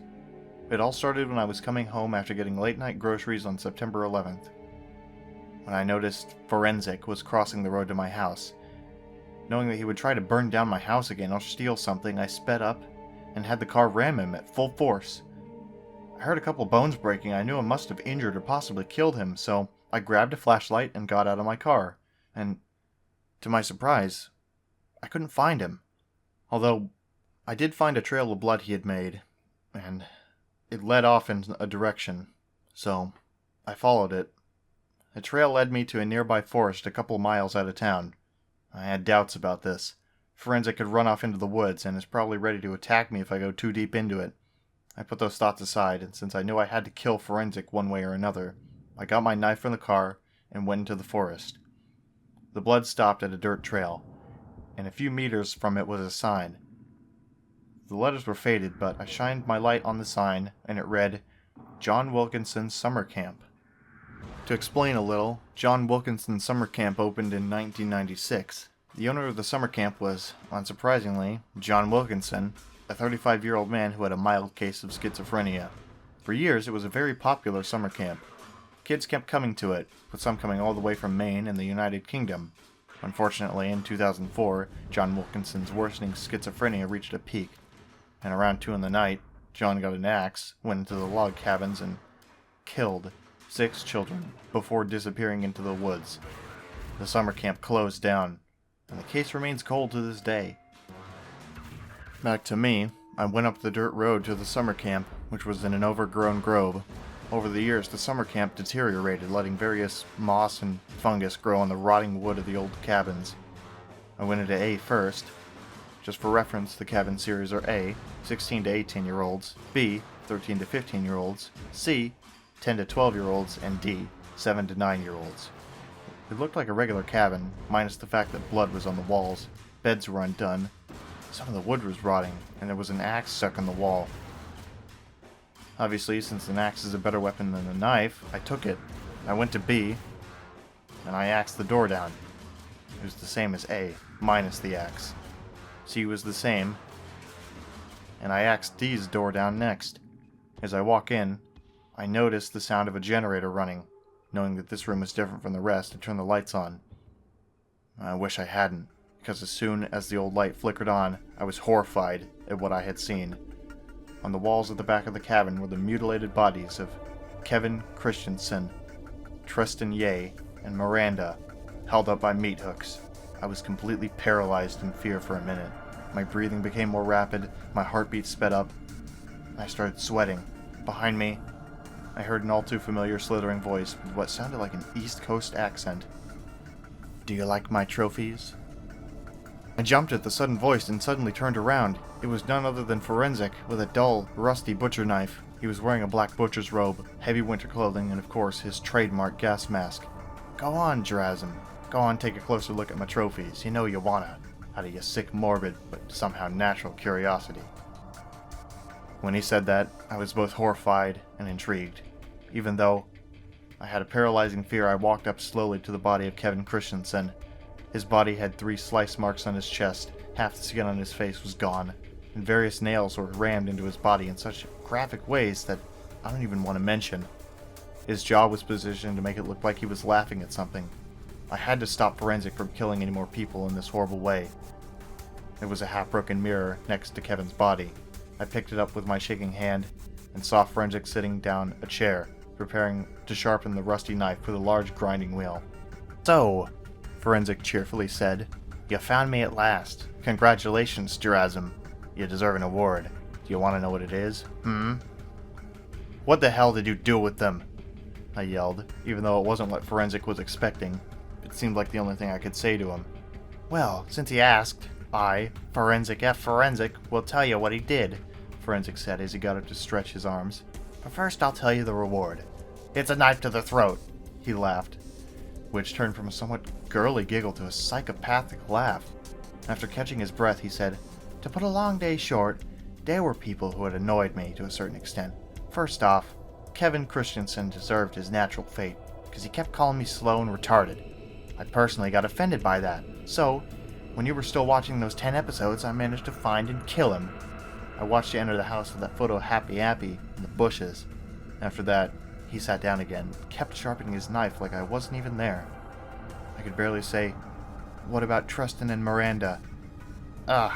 Don't mention Tristan Ye. He was a stupid little kid who was the voice of Happy Appy. I don't know why they got a teenager to voice Happy Appy, even though I should have done it. It feels natural, wouldn't you say? Also, he was much ruder than Christensen, but not as bad as Miranda. So, who told you about Tristan's death? Was it Jim Forrester? Is it?" I was shocked, but I slowly nodded my head. Forensic put the now sharpened knife to one side and began to sharpen another dull knife. Suddenly, he talked in a rather deadpan voice. I knew he'd tell you about his death. I mean, you do report the deaths of the employees of Happy Appy, right?" I slowly nodded my head again. He sighed and said, "Well, I guess that's okay with me. Tell the world that employees of a couple of once famous Nickelodeon shows are dying." Forensic slouched over and sighed again. He perked up and said worriedly, "Oh, I got distracted. Finally, there's Miranda. Well, you see, Happy Appy didn't kill her in his van with the mean Miranda episode. She got killed off for a while, since she was very rude and kept insulting me, prompting me to hit her every time she made fun of me, and quite frankly, she deserved it in the end." The sudden tone shift made me jump a little. It didn't help that he laughed like an absolute maniac. "I got distracted again. After the episode, Happy Appy and I killed her. It's a natural, beautiful team. Now that I've told you their fates, go ahead, get closer to the bodies. Closer! Closer!" The tone of Forensic's voice at the last "closer" made me jump a bit. Hearing him, a very deadpan serial killer, scream at me like that was shocking. The problem was that I was still paralyzed, so I couldn't move that great. "Come on, Drazim, stop fucking around. You don't want to end up like they did, right? Just go and get closer to the bodies. Now! God damn it!" And again I jumped. This time Forensic jumped out of the chair. He started forcibly pushing me towards the body. I heard him begin to growl in fury. Tristan was as disfigured as Kevin was. He had the same slice marks, but in the abdomen area. His facial skin was also gone, but was sloppier than Kevin's mutilation. He was also laughing, but it was more forced. Like Forensic dug his hands in the jaw and forced it open. I had one more thing to say to Forensic before I planned to kill him. "About that sound file you left on my computer, the one that sounded like a factory. What was that?" "Oh, it was me killing Tristan. Don't ask why. I love to record people's death cries as I kill them. So natural to me, if you will." He muttered something I could barely hear, but it was basically along the lines of, "Damn, I need to stop saying natural." He replied with, "Now that you've seen Kevin and Tristan's bodies, how about you see Miranda's? It's the best in my opinion, since she deserved her fate the most." And again, I jumped. I moved to her body so that I wouldn't be screamed at by Forensic again, and probably piss him off so much that he would murder me before I could do what I wanted. Unlike the others, Miranda was barely recognizable. Pieces of her flesh and organs had bite marks in them, and her limbs were dismembered. Again, she was laughing, but this time, I couldn't tell at first. I still had the broken mirror, I noticed Forensic was slowly holding up the second knife he had sharpened in his left hand to backstab me. Forensic said, "Well, now that you got all your questions answered, it's time for you to go." "No!" I screamed, before taking out the axe and striking his left arm. He laughed in half agony, half enjoyment while I chopped it off. After chopping off his arm, I ran out of the house, leaving the axe with him. Outside, I found a can of gasoline. I dumped the gasoline all over the house. When I was finished, Forensic woke up. Realizing what I was doing, he grabbed the axe that I had and a bag full of weapons and ran off into the woods. I got a match and burned the cabin down. For a moment, it felt very satisfying to destroy Forensic's hideout in the same way he destroyed my former house. September 13th, 2011. The local policemen are, for the most part, assholes. Even though I work for them, when I tried to tell the officers about Forensic, most of them dismissed the story, saying it never happened. One of the officers, Robert Newport, did believe my story, albeit reluctantly. At least somebody at work believes me. However, due to some money issues, I'm gonna take a month-long break from Happy Appy. Hopefully. I expect to return sometime in October. See you later. October 19, 2011. Hey guys, I'm back. I should let you all know that any rumors regarding my break are all false. I didn't see Forensic during the break, which made my life a lot easier. Also, now that I'm back, I'll try to find all episodes of Happy Appy. I promise. Jurazim. October 21st, 2011. Today I was going through a flea market when I realized that I could find a Happy Appy episode in the VHS section. After looking through some obscure VHS movies, I found a VHS with a rushed label. Happy Appy Goes to the Circus. Since I buy almost anything Happy Appy related, I bought the tape. After driving home, I got my VHS player and put the tape in, which had some pretty bad deterioration since the episode was recorded. Some parts of the episode taped over with an episode of Blue's Clues, and what wasn't taped over had very low quality audio and video.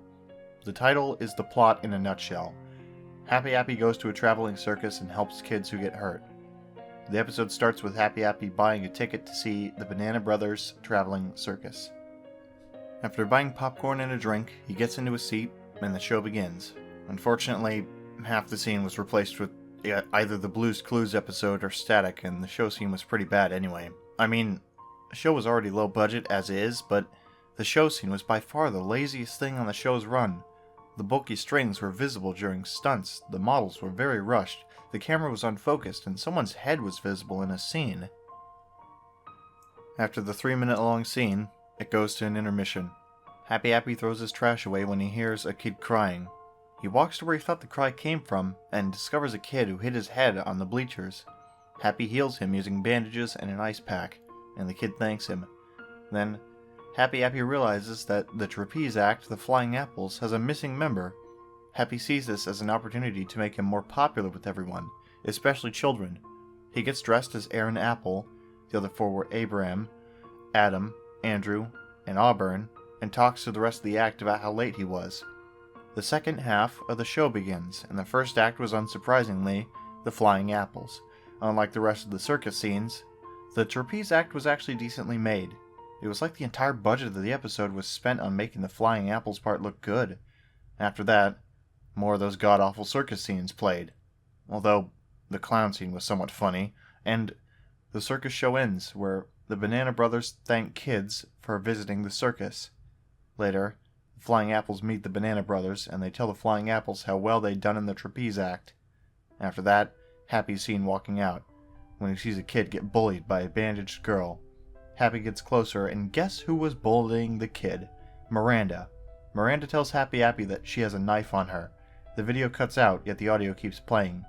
This was actually a good thing for me, since Miranda began to scream, while Happy Appy begins to chop her up with a knife, laughing. October 23rd, 2011.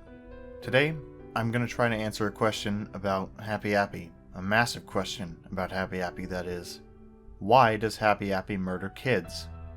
Well, I might have an answer to the question for once. You see, after I went to the employee's house where Forensic was at, I had two ideas. Did Forensic kill the employee, or is Forensic the employee? I think the most likely answer is the latter. Another question arises. Who exactly is Forensic? Well, I can say a few things about this question. It's not Kevin Christensen, Tristan Ye, or possibly Jim Forrester. Also, I can't really confirm Forensic's identity. You might be saying that the decapitated arm has Forensic's blood on it, and his fingerprints. Well, it's not that. You see, I didn't keep the arm. I made the foolish mistake of leaving it at the summer camp. Even if I did keep it, Forensic keeps coming back, meaning there could be a lot of people posing as him, so... What did the last paragraph have to do with the question? Well, Forensic might have edited the episodes to show those horrifying scenes. It makes sense if Forensic was an employee, since he would have access to the props and the tapes. Because of this, more questions arise. Why did Forensic go crazy? Why are there not a lot of survivors of the Happy Appy TV show? How did the studio burn down? Did Forensic do it? And here are my guesses to the answers to the questions, and they will change if I get more evidence. This sounds weird, but maybe Forensic is John Wilkinson. This makes sense, actually. John Wilkinson had schizophrenia and, as you probably all know, killed children at his summer camp. The only problem is that he was chubby, while Forensic is very, very skinny. However, things can always change. Maybe there's no survivors from Happy Appys because Forensic killed them. This seems plausible because I can say that 4 people related to Happy Appy died, other than the countless amounts of children. And I think Forensic might have burned the studio down, for reasons I don't know about yet. October 24th, 2011. Today, Jim Forrester, who was surprisingly still alive, told me the names of more people who worked on Happy Appy, which puts me a bit closer to whom Forensic could be. First, there's Tristan Drews, the man who created the last designs of the Happy Appy puppet. After hearing about the string of deaths associated with people who worked on Happy Appy, Tristan went into hiding. He's still alive, but goes under a different identity. Secondly, there's John Tresty, the man who created the music for Happy Appy. He was a musician who specialized in keyboards, synthesizers, and song production. After releasing his debut album, Hidalgo, which to this day is hard to find, he was called to work on Happy Appy's title theme. Although some parts of the story of the creation of the theme are missing, John basically got 5 kindergarten students and had the kids sing the Happy Appy lyrics. After that, he made the backing synthesizer track, combined the two, and previewed the result to Nickelodeon. Nickelodeon approved the theme song, and John kept his job, due to Hidalgo being a failure to sell. He's also still alive. Finally, there's John Wilkinson. Yeah, I'm not lying. Turns out, John Wilkinson actually worked on Happy Appy. He wrote 3 of the episodes for the TV series. I swear, I really think Forensic isn't John Wilkinson, but because he's schizophrenic, killed people, and worked on Happy Appy does not help. October 25th, 2011. Today, I was sent in the mail a DVD called Happy Appy's Bonus Features. However, when I tried to play the disc, it didn't work at all. The entire video was static, and the audio consisted of 5 swooshes and a weird, robotic-sounding voice. I tried to decode the weird noise, and after half an hour of playing with various audio tools, the weird noise turned out to be a kid talking to the listener. Don't trust Happy Appy. He has friends that will murder you. Never come with him into his van. October 26, 2011. Somebody sent me a video of the first part of the true Happy Appy movie. Apparently, the movie I owned was either a fake or just a really long episode. The movie started up with a different opening. The song playing was the opening song of 2001: A Space Odyssey. The logo said, Noggin Presents, the Happy Appy Movie. The first scene of the movie had Happy in his long coat putting a bandage on a cut that was on a girl's arm.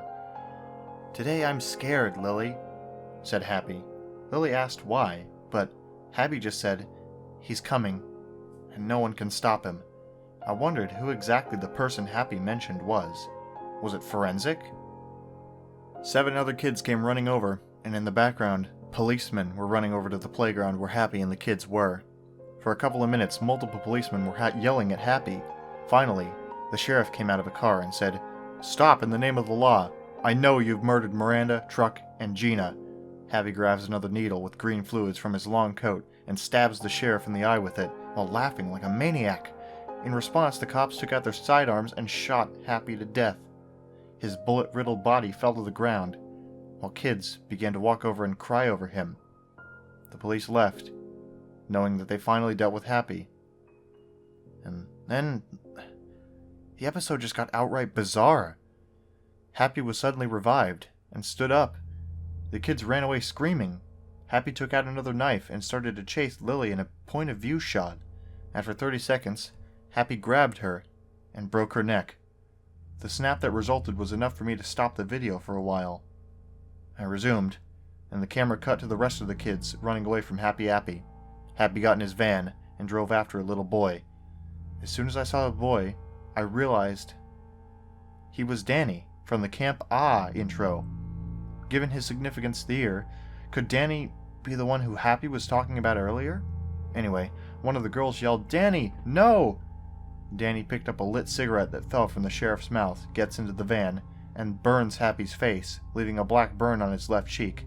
Happy screams, and Danny runs off. It cuts to Happy chasing Danny in his van.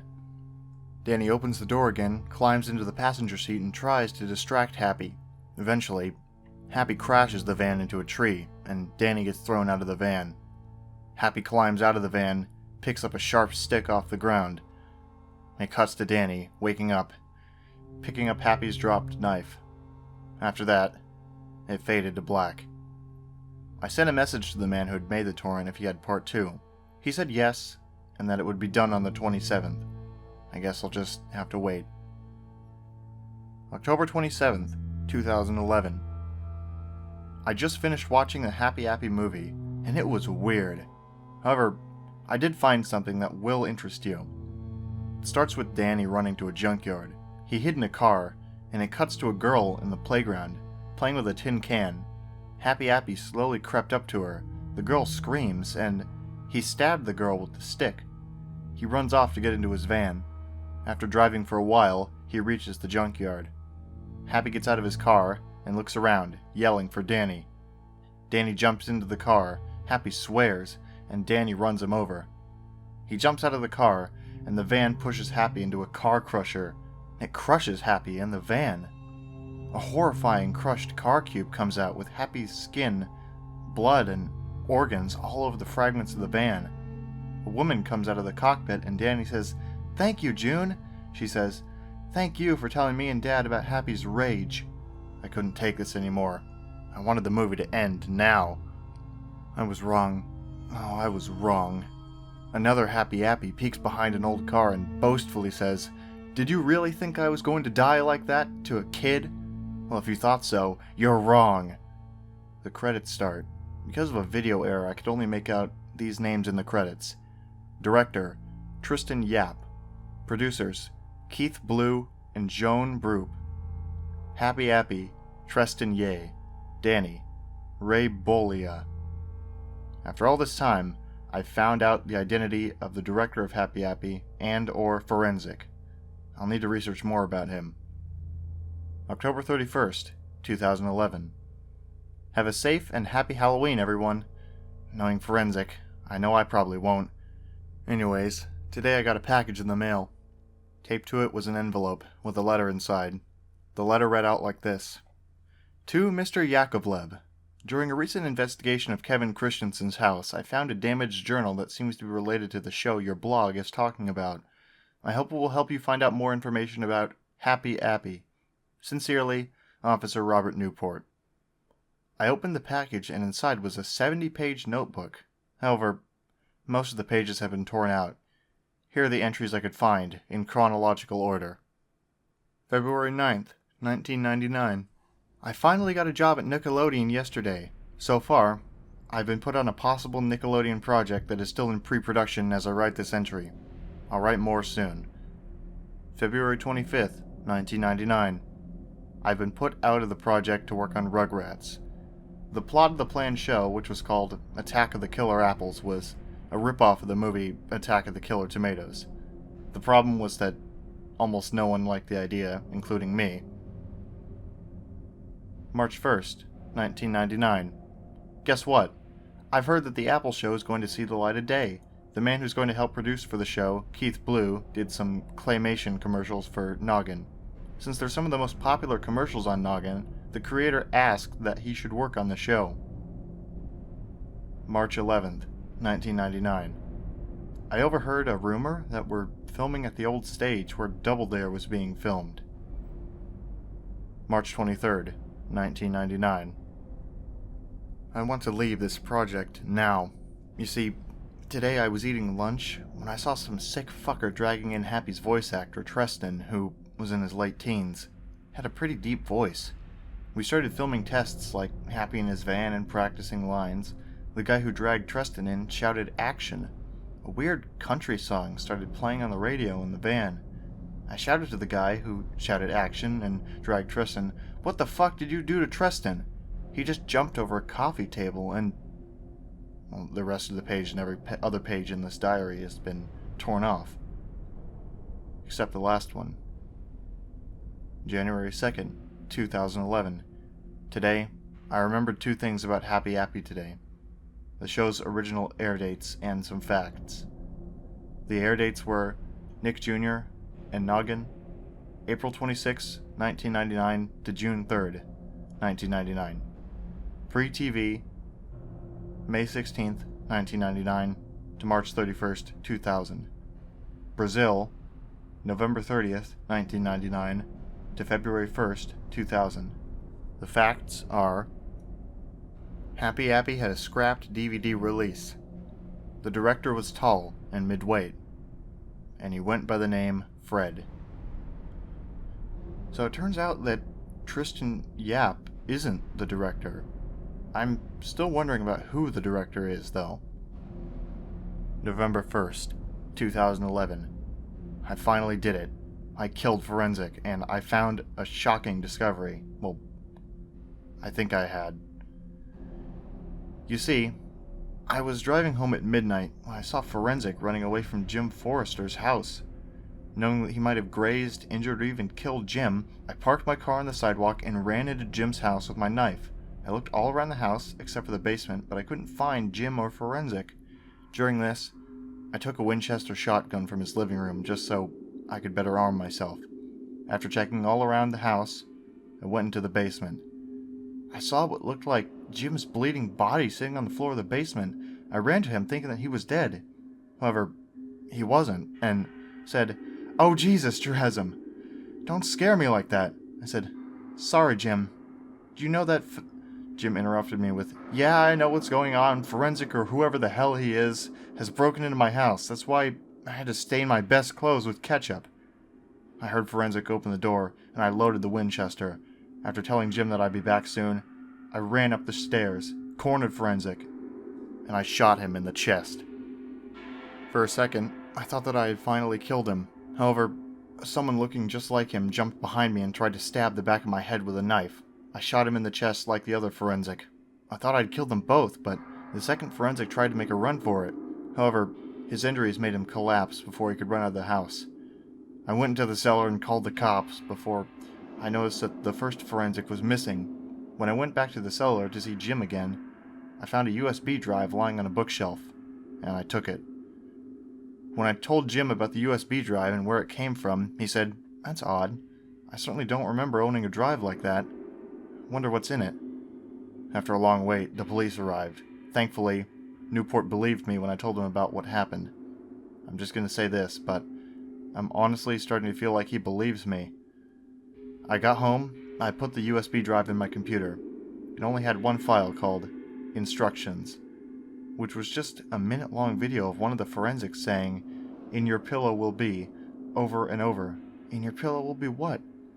I opened my pillow, and inside, I found a random switchblade, my wallet, which was missing a $20 bill I had put in there, and a DVD saying Happy Appy Complete Series, with a label saying Season 1 was on it, as well as Season 2.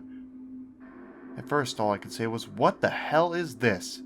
I could understand Season 1 clear as day, but who made Season 2? Could someone have made more episodes that toned down the violence, or did someone make even darker episodes? Better yet, who made these? Jim? Kevin? Maybe it's forensic? It has to be forensic, but now I don't even know. I'm only watching the episodes just because they're Happy Appy. November 1st, post number 2. Today, I talked to Jim about the DVD. His response was, well, that's very odd. I mean, who in their right mind would make 2 more seasons of that show? He added that he wanted to see the new season as well, so tomorrow, we're both going to go through and see the missing episodes of Season 1, as well as Season 2. Also, another interview was uploaded by the same YouTuber. This time, it was an interview with Trustin Ye. Here are the contents. Trustin Ye? That's me. How old were you when Fright House Screamers was around? 15. What happened when you did Happy's voice on the first day? When I recorded my lines on the first 2 minisodes called Happy's Vacation and Hurt Happy, I did notice some odd things with the script for these episodes. In Hurt Happy, he ate an apple, which was weird considering, well, he was, well, an apple. What was the worst thing that ever happened to you when you were on the show? I don't like to discuss with people about it, but here it goes. I was once dragged into the studios by a tall man holding a rope, which was tied around my feet. After an argument, we filmed the episodes. That's just horrifying to say the least. Do you know who dragged you in? I actually don't remember. The only thing I know about the man was that he was taller than most of us. That's it. November 2nd, 2011. This will be the first of 3 posts detailing Jim Forrester and I's watching the contents of the DVD. Even though we're watching the disc, I still can't get over the fact that there's another season of Happy Appy. I really can't. As soon as the DVD loaded, we saw that it had a freeware DVD burner menu. Obviously, Forensic or whoever had made the disc did it as cheap as possible. I went to the episode menu, and I looked through the episodes for Season 1, in case there were any that I missed. The 2 distorted episodes for Season 1 were actually watchable now, and were named Happy at the Fall Olympics, Nate Needs Help, Happy in Space, and Mean Miranda. I pressed next and found the entire episode list for Season 2. Happy Meets the Roo Bears and Camp Ah, Happy and the Oranges and Happy's Van Breaks, Lighter and Happy and Blackberry, Napoleon the Big Help and Nuxic, Rose of Blood and Bones and Can of Kill, Jar of Hate and Happy's Rising, Happy Kills Benny and Miranda Lives, Miranda Dies, and there's no second episode here for some reason, Napoleon, A Bigger Help, and Meaner, Happy Appy's Christmas, and Happy's House, Napoleon, The Biggest Help, and Danny's Love, Happy Fest, and Happy Rots in Hell. Epilogue. Judging from the names, we could only guess that Forensic made these. But who is he? I played Happy at the Fruit Olympics since that was one of 2 episodes of Season 1 that I didn't watch. It began with Happy Appy saying, "Hey kids, the Fruit Olympics begin today," and watches TV. It zooms to the television set and shows a recreation of the Olympic torch relay, but with fruit. After the torch holder, an apple, lights the Olympic flame, the games begin. It's a cheesy compilation of sports played in the Olympics, but with fruit. It reminded me of the circus episode's Act 1 scene, but visually a lot better. Happy turns to the camera and says, "Hey kids, the 2000 Olympics begin in a year. You should go see it." And the episode ends. When it ended, Jim told me that he actually remembered helping film the episode, and even did a few of the puppets with Kevin Christensen and Tristan Drews. Happy in Space was next, and it was horrific. It starts out with Happy Appy sneaking onto the space shuttle and turns to the camera and says, "Hey kids, your old pal Happy Appy is going into space today," and waits. The shuttle docks at a look-alike of the International Space Station. After all the astronauts leave, Happy sneaks out of the shuttle and starts floating. He says, Did you know that in outer space there's no gravity, meaning you float in midair? He puts on a spacesuit and goes out of the ISS, where an astronaut is working on a broken part of the station. Happy says, "In space, no one can hear you talk, or scream for that matter," and stabs the astronaut. We see him float off into space for around a minute. After this, Happy goes back in and finds out that the shuttle is about to leave. Happy jumps in the space shuttle. The space shuttle begins to enter the atmosphere. Happy turns to the camera and says, "Hey kids, watch this magic trick," and sets a man on fire. The shuttle starts to catch on fire, which is exactly like the scene in Happy's trick. We see Happy Appy give a death smile as the shuttle is engulfed in flames. Happy jumps out before he gets burned and lands in snow. He says, "Hey kids, one day you'll see something just like this on TV." Behind him, the shuttle was breaking up into small pieces. The credits rolled. I played Happy Meets the Roo Bears and Camp Ah. It starts with the intro, which is now an acoustic version of the intro. It begins with Happy Appy walking in the playground with his injuries. He sees the green Roo Bear running around, and Happy says, "Hey, Mr. Teddy!" And the Roo Bear doesn't respond. Happy says, "Mr. Teddy, let's go find some kids to heal." And the Roo Bear nods his head. They hear crying coming out from the swings. Happy and the Roo Bear walk over to a kid who hit his head on part of the swings that you sit on. Happy gets out some bandages and heals the kid. They hear a car ram into another. Happy turns around and sees a long limousine crashing into a van, which wasn't Happy's. A man exits the car and it turns out to be Aphex Twin himself. He starts doing the dance with the umbrella, but it was just stock footage from window liquor hastily put together. Happy and the Roo Bear walk up to him and says, "Hey, who are you?" And Aphex says, "My name's Richard." And Happy says, "Let's go find some children to heal." And Aphex says, "Sure." The rest of the episode is just them healing children who injure themselves on various parts of the playground. When we first saw this episode, it was so lame for a Halloween special that I thought it was just a Season 1 episode mislabeled as a Season 2 episode. Also, I told Jim, why was the episode Happy and the Roo Bears if only the green one is present? He said that there should have been all three, but they didn't have enough money to get the others. We saw Camp Ah. It starts with the intro, which was that CSI-like intro featuring the main characters, Happy, Napoleon, who could be forensic, and Danny from the TV movie. Why was the acoustic version used once? It starts with Happy driving his van, saying, "Who is ready for a camping trip?" with two girls in the passenger seats cheering. After driving for a while, Happy Appy parks in the camp, sets the washcloth, and sits on it next to the girls. After staring at the sky for a few seconds, the beach jock apple appears. Happy says, "Move it, ladies," and it's much clearer this time. Suddenly, some sort of quality shift happened. Happy's voice was different, the girls looked different, and so did the bully. It was almost like another person were picked up where Nick left off and did a horrible job at it. Anyway, the beach jock apple says, "Don't go on the beach," and Happy says, "Why?" The beach jock apple says, "Because I said so," and pushes Happy out of the way. Happy decides to go up the trail onto the beach. What he finds are a bunch of children playing on the beach, and one is poking at something out of view with a stick. It turns to the object, which is Miranda's body. Happy screams, "Stop doing that!" and brings out a knife. The next shot showed the girls still sitting on the washcloth when they hear children screaming. One of the girls asks, "What happened?" And the other one says, "Let's go find out." The two girls go to the beach, but what they find are a bunch of children's bodies in one horrifying pile.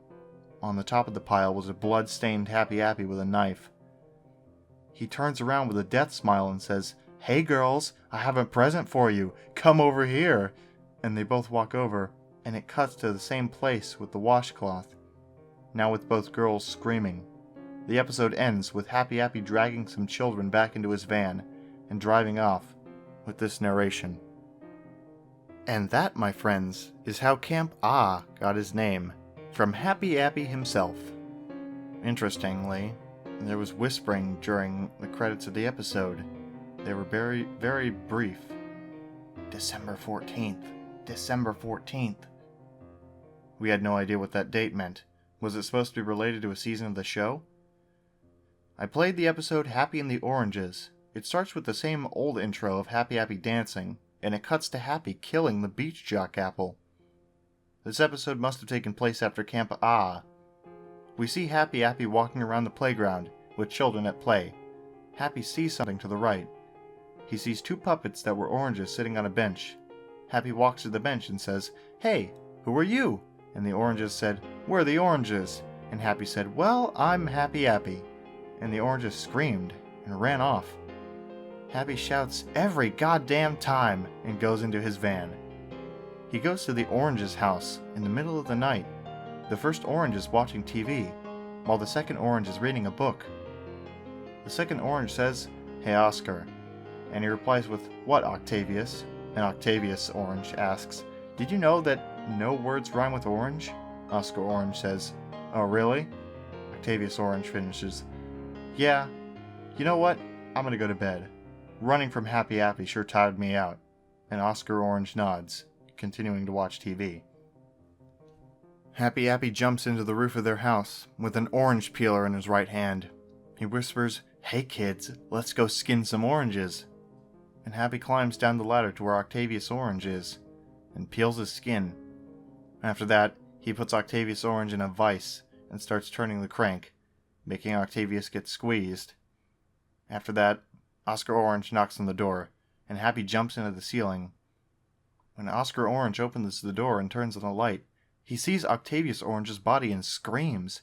Happy Appy comes down from the ceiling and peels and vises him in the same way as Oscar Orange. And the episode ends. Lighter's premise was about Happy finding a Zippo lighter lying around on the playground. It starts with the regular old intro, but with the acoustic version. Why the acoustic version this time? It cuts to Happy walking on the playground. I have a question. If Happy kills a lot of children, why don't the children notice him instantly, or the parents? Happy stops and picks up the lighter. He says, "Hey kids, look what Happy found." It cuts to Happy turning on the lighter. He says, "Today, we're going to learn about fire." We know what was most likely going to happen. Happy burns down houses and sets children on fire. Happy Appy walks over to a living worm. He exclaims, "Fire can badly hurt people and in some cases kill them, like this worm." He set the worm on fire and you can see its body turn into ashes. Happy also said, "Magnifying glasses can also set small insects on fire," before walking over to a kid. The kid didn't recognize Happy Appy, and he turned on the lighter and set the kid on fire. The kid tried to stop, drop, and roll, but it was too late. Happy said, "Let's go find a house to burn." And Happy walks over to a house on a boardwalk and burns it down. The fire spreads and the entire boardwalk catches on fire. The rest of the episode after that was just Happy watching the place burn to the ground. At the end, he says in his cheerful voice, "That was fun, you know. You should do just that to make me proud." Jim said, in a smug tone after that, "Sure, let's totally follow an apple's words and burn shit down." I played Happy in the Blackberry, which was 2 minutes short of a normal episode of Happy Appy. It starts out with a giant angry blackberry puppet saying, "Hey, my name's Derry Berry, and I hate Happy Appy." Derry runs toward Happy, who is putting medical tapes and cotton on a kid's bloody gash near his wrist. Happy turns around holding scissors, and Derry accidentally runs into them. Happy says, "Remember kids, always look where you're going, or you'll get a boo-boo." Derry pulls himself off the scissors and tries to eat Happy. Happy pushes him off and stabs Derry in the eye with a scalpel. Derry screams. Happy pulls the scalpel out, ripping Derry's eyeball out in the process. Happy grabs a rusty saw and slowly hacks him in two. The rest of the episode shows Derry's body after Happy cuts it in half. I played Napoleon, the Big Help. It began with Happy trying to kill June. Just to clarify this, June is Danny's mother. He is struggling to kill her with the same saw he used to kill Derry Berry with, while June is trying to stab him in the face with a knife. Happy says, "Master, master, please come help me." And Forensic, in all his glory, walks in slowly and says, "Yes, Happy Appy?" Happy says, "This woman is trying to kill me." Forensic says, "Let me help." And Forensic stabs June in the back, weakening her. The rest of the episode was basically a snuff film, recorded on a low-quality home camera. What Forensic did on camera to June was absolutely horrifying, so I'll be quick. First, he cuts off her arms with a scimitar knife slowly and painfully. After that, he proceeds to cut off her legs with the same cleaver and starts skinning her. After minutes of skinning, she dies, and Forensic cheerfully says, "Oh no." He opens her guts out and starts eating them. After 20 hard-to-watch minutes, he finally stops, thank God. After that horrifying scene, Danny from the TV movie comes in crying and sets Happy on fire. Forensic threatens to kill Danny. He runs off screen, and Forensic walks out with the scimitar knife. Finally, the Happy Appy model melts, ending the episode. Jim's reaction was, and I quote, "What the hell was that?" I had the same reaction, but in a quieter voice. We had a lot of questions about this episode. Why was Forensic in it? Did Forensic make the episode, or did one of his friends? For that matter, did Forensic really make the episodes? I don't know. And we really don't want to know. I played Nuxic, which was actually called Happy Goes Bonkers. It starts out with a girl forming Happy into his normal shape, but drops a garrote wire next to Happy. Happy grabs the wire and, off screen, cuts her throat open with it. After that, he says, "Hey kids, I'm going to kill Danny." The rest of the episode is Happy Appy going around using disguises to try to kill Danny. They include the spacesuit from Happy in Space, the costume in Happy Appy Goes to the Circus, and Octavius Orange and Danny Berry's skin. Somehow, Danny finds out that Happy's trying to kill him. After the 5th attempt, Happy, like the title says, goes bonkers. He rants to the camera at how he never has his way. After 5 minutes of ranting, he stares at the camera motionlessly, and the episode ends. I said to Jim that we would watch the next third tomorrow, so I left. The thing is, though, as I left, I swear I saw Forensic walking up the street, but it was so dark. It could have been someone else. November 3rd, 2011. Welcome to the second part of the Happy Appy episode watching posts. In Rows of Blood and Bones, we see Happy Appy painting a picture with red paint. The picture is of a rose in a playground. It was innocent enough until we see Happy Appy run out of red paint. He says, "Damn it! Oh, whoops. Hey kids, let's go find some red paint and white sticks."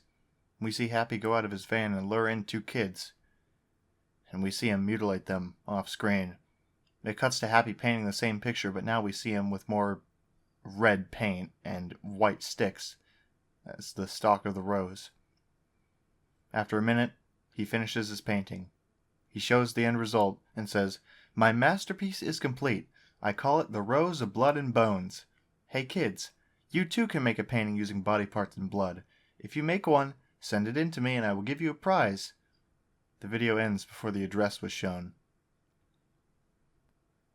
In Can of Kill, we see Happy clearing out some large tin cans and working on mechanics in his van. After a few minutes, Happy notices the camera and says, "Hey kids, I'm working on my can contraption," and goes back to working on the can. It cuts to a tin can in the middle of the playground that has the note, "Open me," on it. Happy comes from the left and says, "Whenever someone opens the Can of Kill, a spray bottle pops out and sprays the kid with poison. This is my best invention ever, and it should get me a Nobel Prize. Well, mostly for peace." While he is talking his mouth off, we see a kid named Quincy open the can, gets hit with some kind of poisonous gas, and gets knocked out. Happy notices Quincy's body and says, "Hey, it works! You too can make a Can of Kill. All you need to do is send $5 to this address and you can wipe out anyone that hates you." And An address was listed. Before the credits played, Happy drags Quincy's body into the van. I played Jar of Hate. Happy is sitting in his van when he says, "Hello, kids. Do you want to see my jar of hate?" A kid walks up to him and says, "Happy, hate is a strong word." In response, Happy says, "Shoo, Jacob," and pushes him away. Happy proceeds to write Jacob's name on a blank scrap of paper and pushes it into a jar of names. Happy says, "My jar of hate has the names of people I will kill. Let's see who's going to be the lucky ones." He empties the jar and picks out 3 names. Happy says, "The people I will kill are Jacob, Miranda, and Danny." He sneaks behind Jacob with a cleaver from Big Help, jumps behind him, and the credits roll while you can hear Jacob being killed in the background and Forensic screaming, "Stand still!" I played Happy's Rising. It starts with Happy healing a kid using a bandage, but he says, "Hey kids, want to come have fun with me and Benny?" Everyone, including Benny, comes running into Happy Appy's van. However, to trick Happy Appy, Benny leaves quickly and silently. It shows Happy with a hand grenade and he says, "Want to see a cool trick?" Of course the children shout yes. Happy throws a smoke bomb, drops the grenade, and gets out of the van. We see a child scream as the van explodes into 1,000 pieces. The scene is very realistic, with body parts everywhere.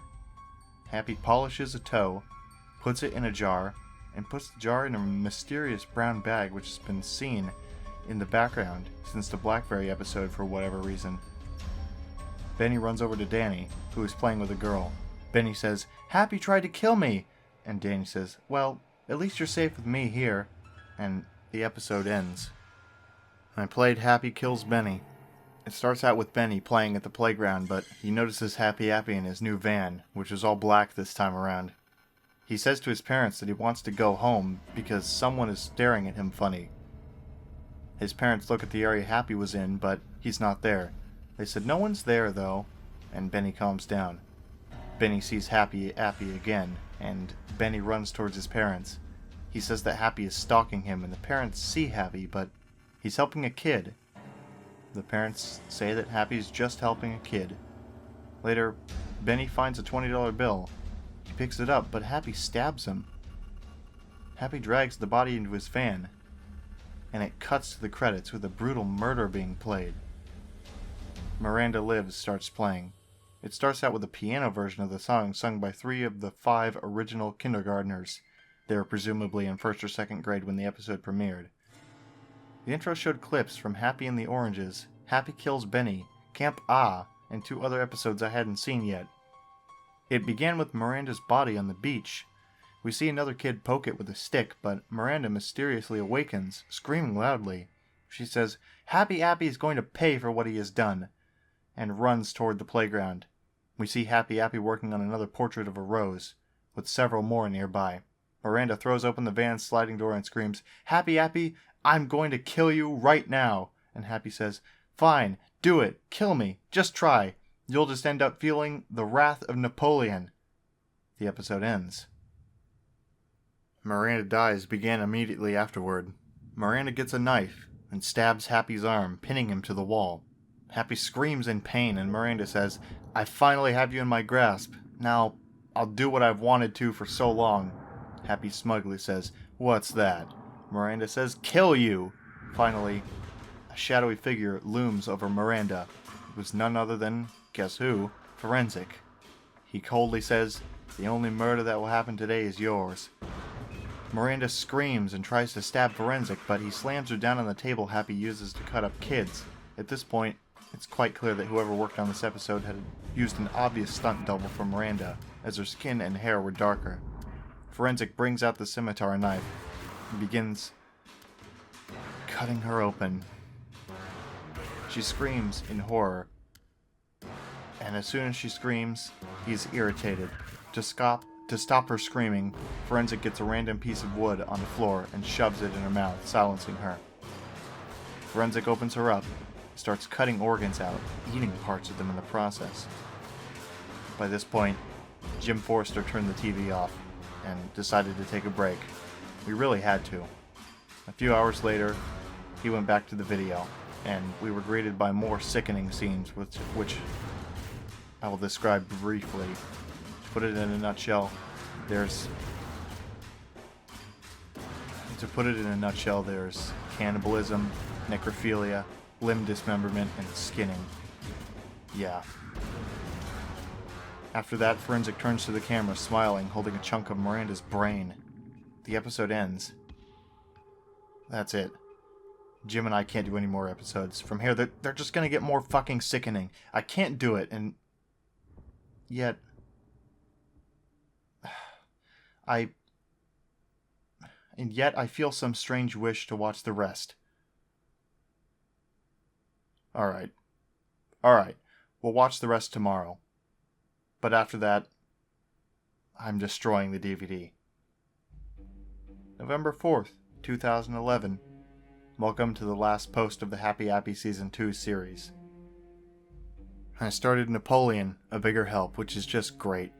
The last thing we saw yesterday was a snuff film, and the first thing I see today is possibly another. Oh well. It starts out with Happy saying, "Hey kids, last week was fun, killing Miranda with my best pal. Hey, come over here." And Forensic walks into view saying, "Yes, Happy?" Happy says, "You know, we've killed women, but we haven't done any children yet." Forensic gasps like a girl and says, "Oh, you're right, Happy. Let's kill someone." Oh god. I can't take it anymore. They find a child skipping some pebbles at a lake. Happy's van comes into view, and the kid flings a pebble at it, leaving a mark on the driver's side window. Happy gets so mad at the kid, so he shoves him in a burlap sack and goes into his van. Inside, Forensic murders the kid while Happy sits in view. What happened was absolutely horrifying that I won't say what happened in detail. I'll just say that by the end, the kid only had half his skin, his skeleton and chunks of organs left, and like the Miranda scene, you know why I didn't post what happened. And before you say that I should know Forensic's identity by now, I should mention that during his snuff films, he wears a ski mask instead of his gas mask. In fact, it's the same ski mask Napoleon wears in the CSI-style Happy Appy intro. Meaner played. It picks right off after Happy goes bonkers, where Happy's in his van, polishing his cleaver and cleaning the body parts of the children. The corpse of the girl he sliced with the garrote wakes up, and both the girl and Happy scream. Happy injects the girl with some of the green fluids he used on the kid in Happy the Doctor, and proceeds to mutilate her off-screen. After Happy is done, he is heard chopping the girl's head off with the cleaver. Happy leaves his van with his knife and says, "That was fun! Hey, killing is a fun thing to do. You can do it at home if your mommy and daddy allow you to. If they don't, which will probably happen, do it anyways because I, Happy Appy, say so." And the credits roll. In Happy Appy's Christmas, we see Happy Appy driving to the playground in his van, which is decked out in Christmas lights and decoration. After a minute of waiting, Happy, dressed in a Santa outfit, leaves the van through the slide door and shouts, "Merry Christmas, children!"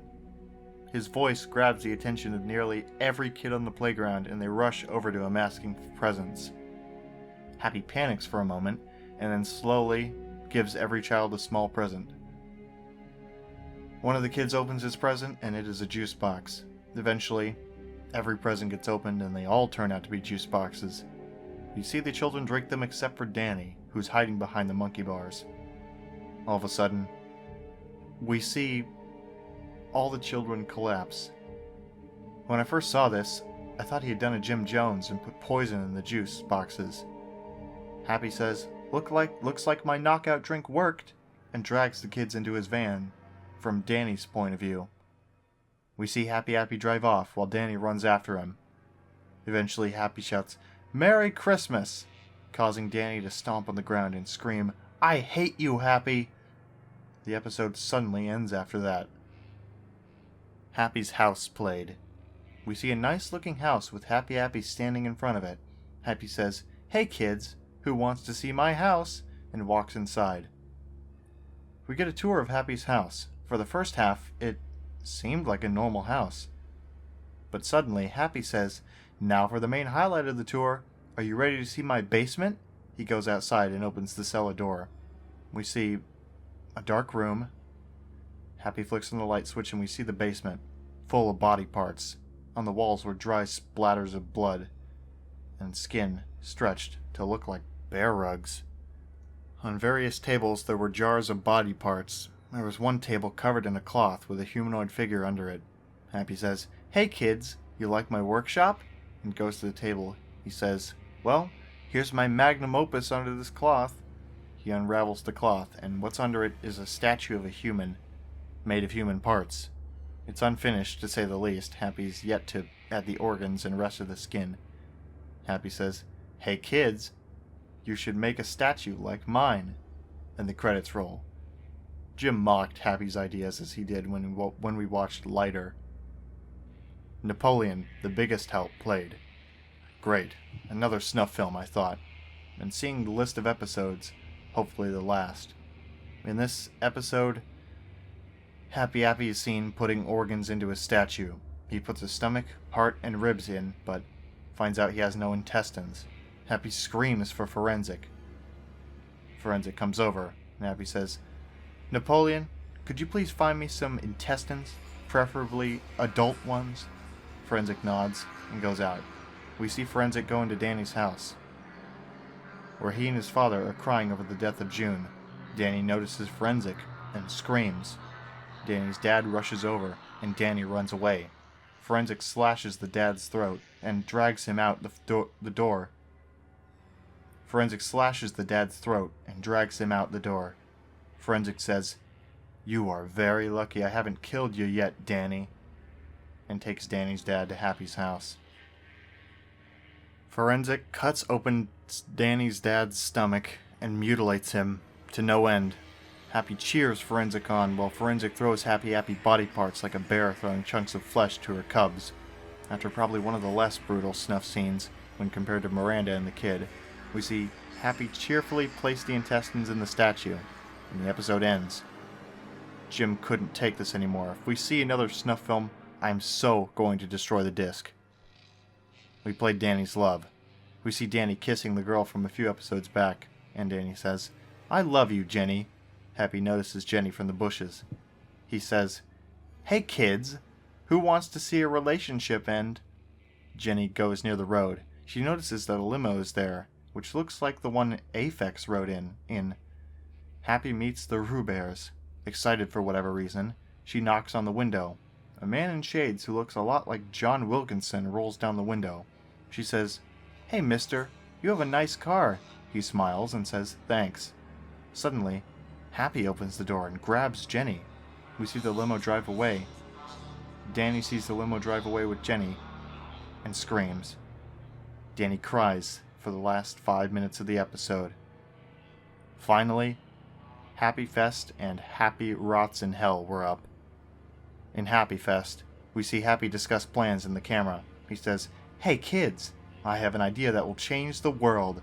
I will make everyone happy," and brings out a knife. I knew what he was going to do. He was going to carve smiles into people's mouths.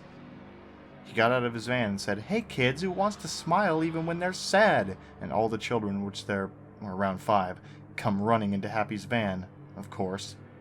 Happy locks the doors, does a death smile, holds up the knife, and we see the outside of the van where children are screaming, while Happy Appy laughs. After that, Happy opens the van door and climbs out. In the background you could see a kid's body, whose mouth was stretched in a smile. But Happy says, "If you make everyone smile, the entire world will be a better place." And the credits roll. Finally, Happy Rots in Hell was up. I couldn't believe it. It was the end, well, minus the epilogue, and we couldn't feel any better. This was actually our favorite episode. Just guess why. In Happy Rots in Hell, Happy drives to an old house where Danny's hiding. We see Danny holding a knife, while another girl with him is holding keys. Danny says, "I hope Happy doesn't come here, Abigail." We see Happy Appy knock down the door with brute force.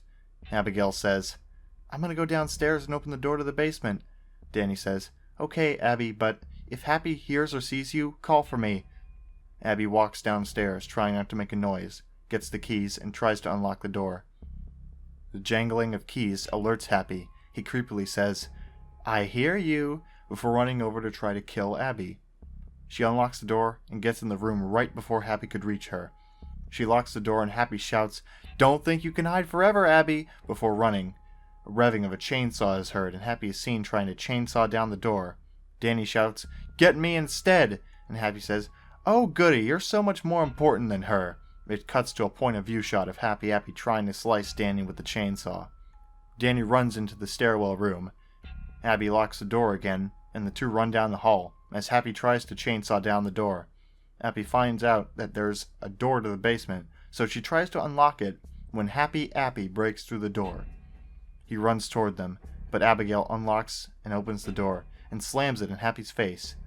We see the basement, which is a bunch of pipes and a random chest. Danny opens the chest and finds a knife and a revolver with 6 bullets.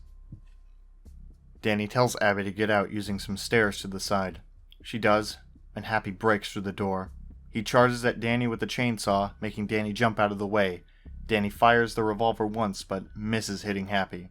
The chainsaw gets stuck in the wall, and Happy pulls it out, forcing him back and having him dodge 2 more bullets. Danny fires the rest of the bullets, and one hits Happy. He screams and pushes Danny down. Happy grabs his chainsaw and shouts, "Now I will have my revenge!" Danny rolls out just as Happy Appy forces the chainsaw into the ground. He pulls it out, and notices that Danny is going after the chest. He charges at him, but Danny grabs the knife and throws it at Happy. Happy dodges it, and the knife hits a gas pipe. Gas sprays everywhere, and Happy rushes to clog up the pipe with a cloth. He stops the leak, but soon the room is covered in gas. Danny finds a box of matches and lights one. He mocks Happy, causing him to turn around. Horrified, Happy tries to cut Danny in half, but Danny gets out of the way and drops the match on the gas. Happy begins to scream as the basement fills up with fire. Danny gets out of the basement in time, somehow not getting burned. Happy notices that there are some explosive chemicals to the side. He says, "Oh no, it looks like this is the end for all," before it cuts to the house, where it explodes and collapses due to the foundations being blown by the explosive chemicals. We see a camera pan to the destroyed basement where Happy's melted, crushed body lays. Abby is crying nearby, while Danny is trying to comfort her.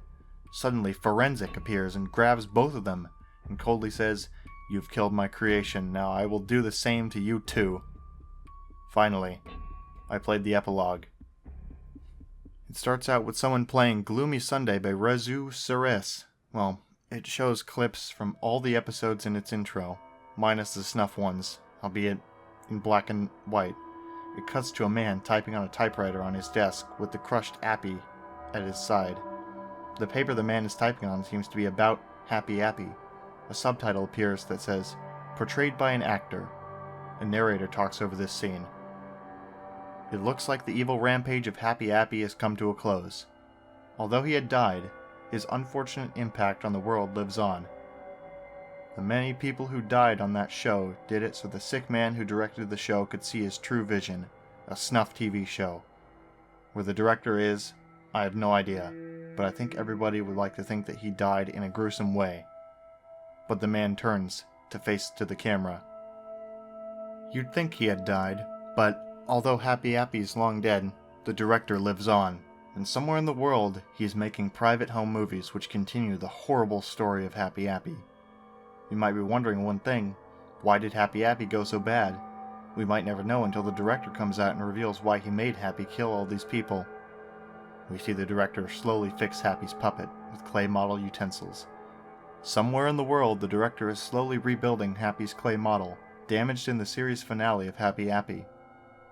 And if the director rebuilds Happy's clay model, who knows who might be killed next? It could be a celebrity's child. It could be the president's child. It could be any child. We can only say 2 things. The director is alive, and he might be killing someone. I hope someone will kill the director, Frederick Gargote. It cuts to Happy's rebuilt model. The director adds a knife. It cuts to black, and a scream is heard. I hope someone will kill Napoleon. And now we know who Napoleon and Forensic is. He's the director who made this show, Frederick Gargote. As the disc ended, Jim said, "Well, at least that's over, and we know who Forensic is." He gave the disc to me and said, "Keep this. Even though I want this destroyed, you keep it so that you can learn more about how these episodes were made." I said, "Okay," when I left his house to tell you about these last episodes. Oh, and I remade the episode list. I guessed on where Hospital Doctor was. It's not Happy the Doctor. Season 1. 1. Happy's Vacation and Hurt Happy. 2. Monkey Bar Mishap and Happy Goes to School. 3. Happy at the Fruit Olympics and Nate Needs Help. 4. Never Run with Knives and Happy Fixes Kids. 5. Happy Fixes Kids Part 2 and Happy Fixes Kids Part 3. 6. The Towers. 7. Happy the Doctor. 8. Happy in Space and Mean Miranda. 9. Happy Appy Goes to the Circus. 10. Happy's Trick and Hospital Doctor. 11. The Happy Appy Movie. Season 2. 1. Happy Meets the Who Bears and Camp Ah. 2. Happy in the Oranges and Happy's Van Breaks. 3. Lighter and Happy and Blackberry. 4. Napoleon, The Big Help and Nuxic. 5. Rose of Blood and Bones and Can of Kill. 6. Jar of Hate and Happy's Rising. 7. Happy Kills Benny and Miranda Lives. 8. Miranda Dies. 9. Napoleon, A Bigger Help and Meaner. 10. Happy Appy's Christmas and Happy's House. 11. Napoleon, The Biggest Help and Danny's Love. 12. Happy Fest and Happy Rots in Hell. 13. Epilogue. November 5th, 2011. You know, I don't think that revealing Forensic's identity was a good idea. When I went to sleep on the 4th, I heard someone open the back door. Since it was probably Frederick or one of his friends, I grabbed a gun I'd been keeping and went into the kitchen. In front of me was a man in Forensic's clothes trying to burn my house down again with a lighter. However, unlike the normal Forensic, he was quite fat, giving me the idea he was John Wilkinson in disguise. Before he could turn on the lighter, I shot him in the leg. As he stumbled into the ground, screaming in pain, he dropped the non-lit lighter on the ground. He tried to light it up again, but I stepped on his hand with my right foot. With his free hand, he tried to slash my Achilles heel with a knife, but I kicked the knife out of his hand with my left foot. I grabbed the knife and held it to his throat. The man proceeded to say, "Do it, you stupid foreigner. End my life, and you'll fear Frederick so much that you'll piss your pants at the thought of him, you sissy." I chuckled and said, "No, I'll just do this." As soon as I finished talking, I grabbed him and threw him headfirst into a metal radiator, knocking him out. After that, I called the police over, and they revealed who tried to burn down my house. It was none other than John Wilkinson. I seriously wonder where Frederick Gargote is. He can't have possibly returned to the John Wilkinson summer camp. November 6, 2011. I got it. You know the address mentioned in the Can of Kill and possibly the Rose episodes? I think Frederick is hiding out where the address is. Now that I may have a possible lead, I'm planning on going to the address soon, in the next day or so. I have to go now. I need to find some small weapons to bring, just so that I could run from Forensic and anybody else. And also to protect myself if he chases after me. November 7th, 2011. Oh shit. Today, I found out that a Mr. Oscar Matthewson died today. Now normally, I would post on this blog the deaths of people if they worked on Happy Appy. This man didn't. He was a big fan of this blog, and would ask questions by my email. I'm going to stop Frederick now. I'm horrified that Frederick, Forensic, whatever you want to call him, is starting to kill fans of the blog. When he's done with my fans, he'll go for me next. And that isn't going to happen. November 9th, 2011. This post will be the last post to this blog. Even though many questions related to the show remain unanswered, this post will, or might, answer the ones related to Frederick, also known as Forensic. First, I gotta talk about the trip to the address and what happened. Since I live in the suburbs of Aberdeen, Washington, and the address was near Alma, Colorado, I chose to take a car ride. I took some things with me. The first thing I took was a photo of Frederick Gargote for when the forensic I find is actually him. I also took some weapons, like the knife and the pistol. After driving for almost 23 hours, I finally reached Colorado. The address, which I will not tell for people's safety, was over 5 miles out of Alma. I drove over to the address, and there it was. It was a fancy abandoned house, sort of like the one in Happy Rots in Hell. In fact, it was the same house, albeit with a spray-painted sign that says, Happy Appy Funhouse. I don't know why the house was rebuilt, though. To make sure Frederick didn't trap the front door, I peeked inside. Sure enough, there was a shotgun trap using a Winchester. I tried to sneak into the window, but Frederick locked the window, so I had no choice but to break it. I climbed in, making sure not to cut myself on any glass. After that, I disarmed the Winchester trap and took the shotgun. The house was completely abandoned, and all lights were off, save for the room where the window was. I looked for the light switch, but I was distracted by the fact that parts of the floor were wet. This meant one of two things. A water leakage had happened, or there was blood on the floor. I ran to the light switch and tried to turn the light on. However, it didn't work. So I headed for the circuit breaker. Sure enough, the circuit breaker only had one switch that was on. I turned on every switch, which made nearly every light in the house turn on. I went back to the staircase room and turned the light back on.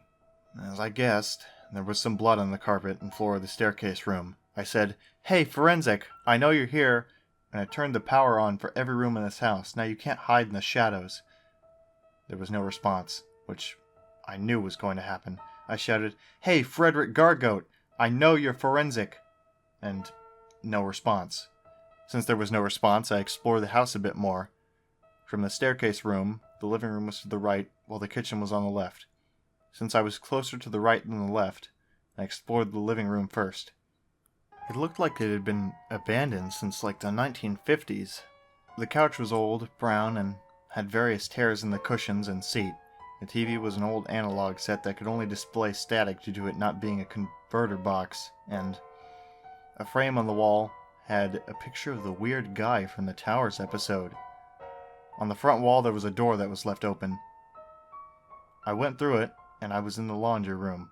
It looked like a regular laundry room at first, with washing machines and laundry baskets. However, some pieces of clothing in the laundry baskets were stained with blood, and over the laundry baskets was a framed photograph of Frederick as Napoleon hanging out with Happy Appy.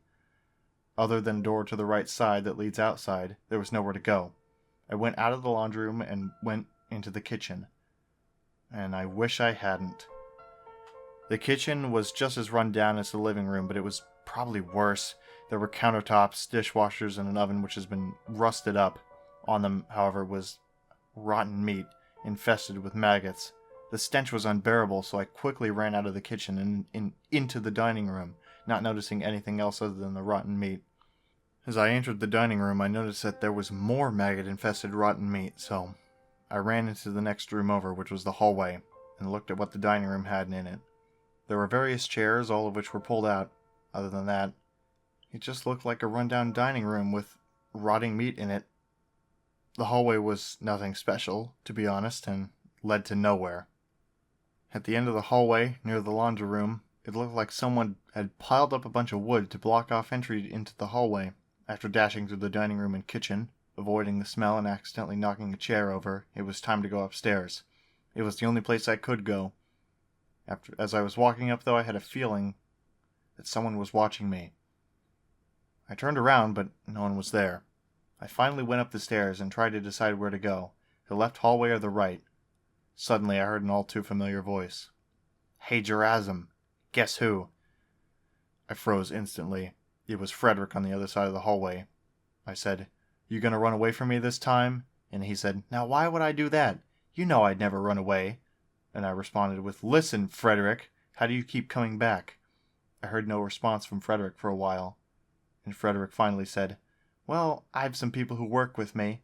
They do my dirty work and try to kill you," and snapped back with, "But anyway, how'd you get here?" And I said, "There was an address listed in 2 episodes of Season 2.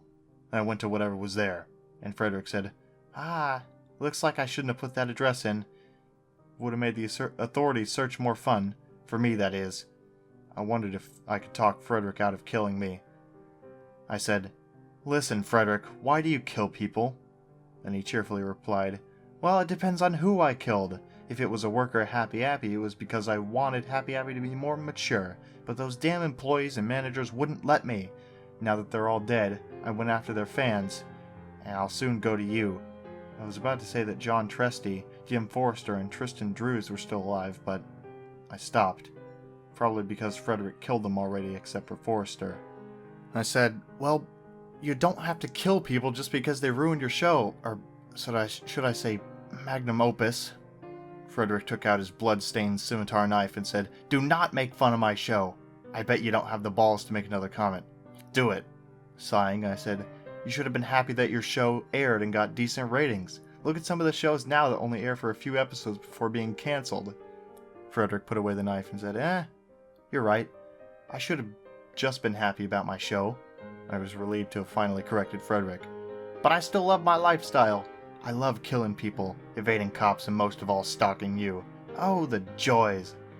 I knew that because Frederick was mentally insane, it would be hard to stop his ways. "Frederick, have you ever wanted to be successful?" Frederick said. "Yes. At covering up Happy Appy forever. I don't need your help because I'm doing it just fine." I said, "No. I mean having a successful life." He shut up before replying it with, "Well, yeah, who wouldn't want one?" I cringed before saying, "Well, because to put it best, you've fucked up your chances of having a successful life."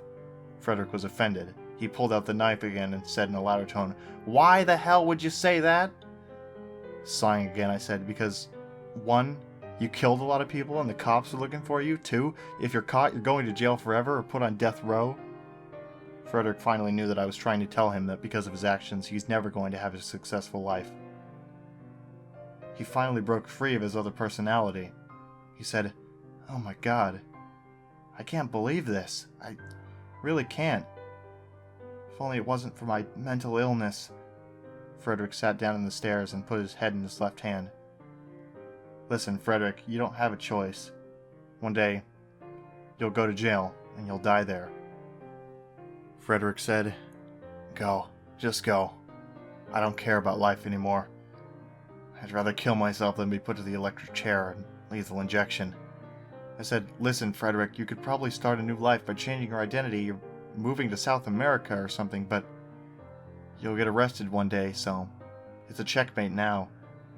Finally, he said, "Listen, before I kill myself, I want to show you my true face." I said, "Sure?" And Frederick took off his mask. I saw a skinny, pale face with various scars. Hair that was ripped out at random spots. It was none other than Frederick. Frederick said, "Well, Drazum, looks like it's time to go. I'm sorry for killing everyone related to Happy Appy. I'm going to make the survivors' world a lot safer." He got his scimitar knife and jammed it into his throat, effectively killing himself. I felt depressed that I couldn't save Frederick from his mental illness. I checked his body for anything relating to him. In his jacket, I found some interesting things. I found a couple of knives with dried blood on them, and a folded sheet of paper. Reading it, I found out that 9 people had worked for Frederick. After taking the paper and his gas mask, I left the house and went to my car to go back home, but leaving my shotgun, katana, and knife behind. Well, this is it. I can't believe I have to stop posting on this blog, but I must stop posting on Happy Appy, because I pretty much did everything relating to the show. I watched seasons 1 and 2, killed the show's insane director, and even went to the studios where it was filmed. However, that does not mean the search for answers is over. If you look hard enough, you can find the answers to the unexplained questions that relate to Happy Appy. Now, you might be wondering 2 things. What will I do? And what will I regret when I quit posting on Happy Appy? Well, I will actually open another blog, which will be a short-lived one that talks about Fright House Screamers. Remember that? Now, what will I regret when I quit posting on this blog? Absolutely nothing. I just want to never see this damn show again. I'm sorry for leaving this blog, but I must part ways for now. See you soon. Gerazim Vasily Yakovlev. P.S. I haven't explained everything. How did the episodes get on Noggin?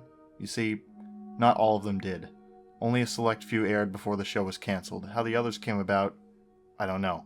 Maybe Frederick, after Happy Appy was cancelled, made new episodes which were low budget and gorier. P.P.S. Here's a question I'm going to answer. Where's the playground? You see, they did film the playground scenes at a real playground in Colorado. The only scenes they filmed in the studio were any scenes other than in the playground. They had 2 vans for Happy. The first was a miniature, and the second was an actual van. After the scene in the Happy Appy movie, they brought in a new van. After the part in Happy's Rising with a grenade, a new black one was bought. And that's all I could find out. November 9th, 2011.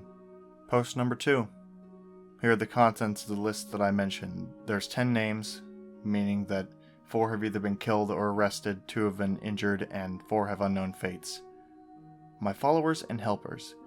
John Wilkinson's fate is unknown. Oh no! Blythe Underwood is arrested.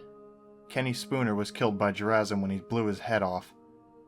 Shane Ryderson is dead. Possible cause of death by structural collapse of studio. Willie Batts is injured, had his arm chopped off. Dudley Franklin. Nathan Jakeman. He posed as me when I tricked Gerazim into thinking I'm a sane employee. He didn't come, however. Fox Garner. Milton Barrett was shot in the stomach while he was with Kenny but escaped.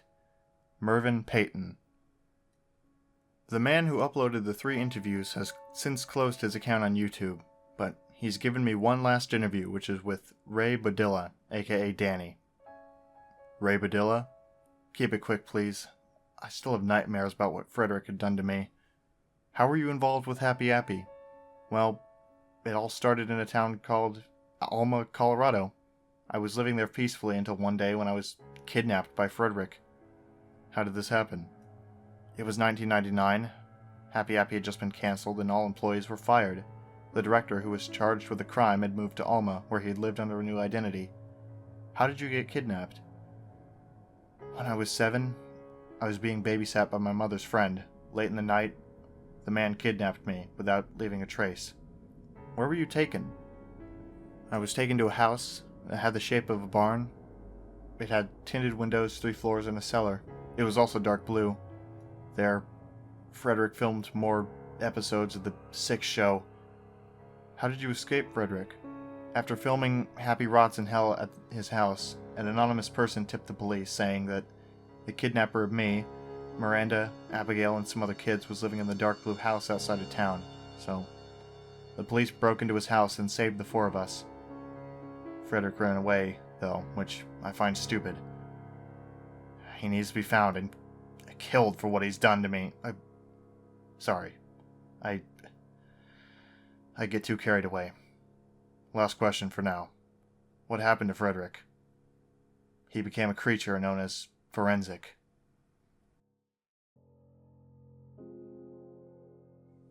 Welcome to the Fright House Screamers blog. Unlike the one on Happy Appy, which got a little too big and had 56 or something posts, this blog will be very quick and simple, around 5 posts. However, it will be a lot more detailed than the Happy Appy blog. Now, what is Fright House Screamers? Fright House Screamers was a 23-minute show that aired on Nickelodeon on October 1st, 2000, and kept being aired every Monday, until the show's extremely short end on the 15th. The show's plot was simple. 4 teenagers would spend a night at a haunted place.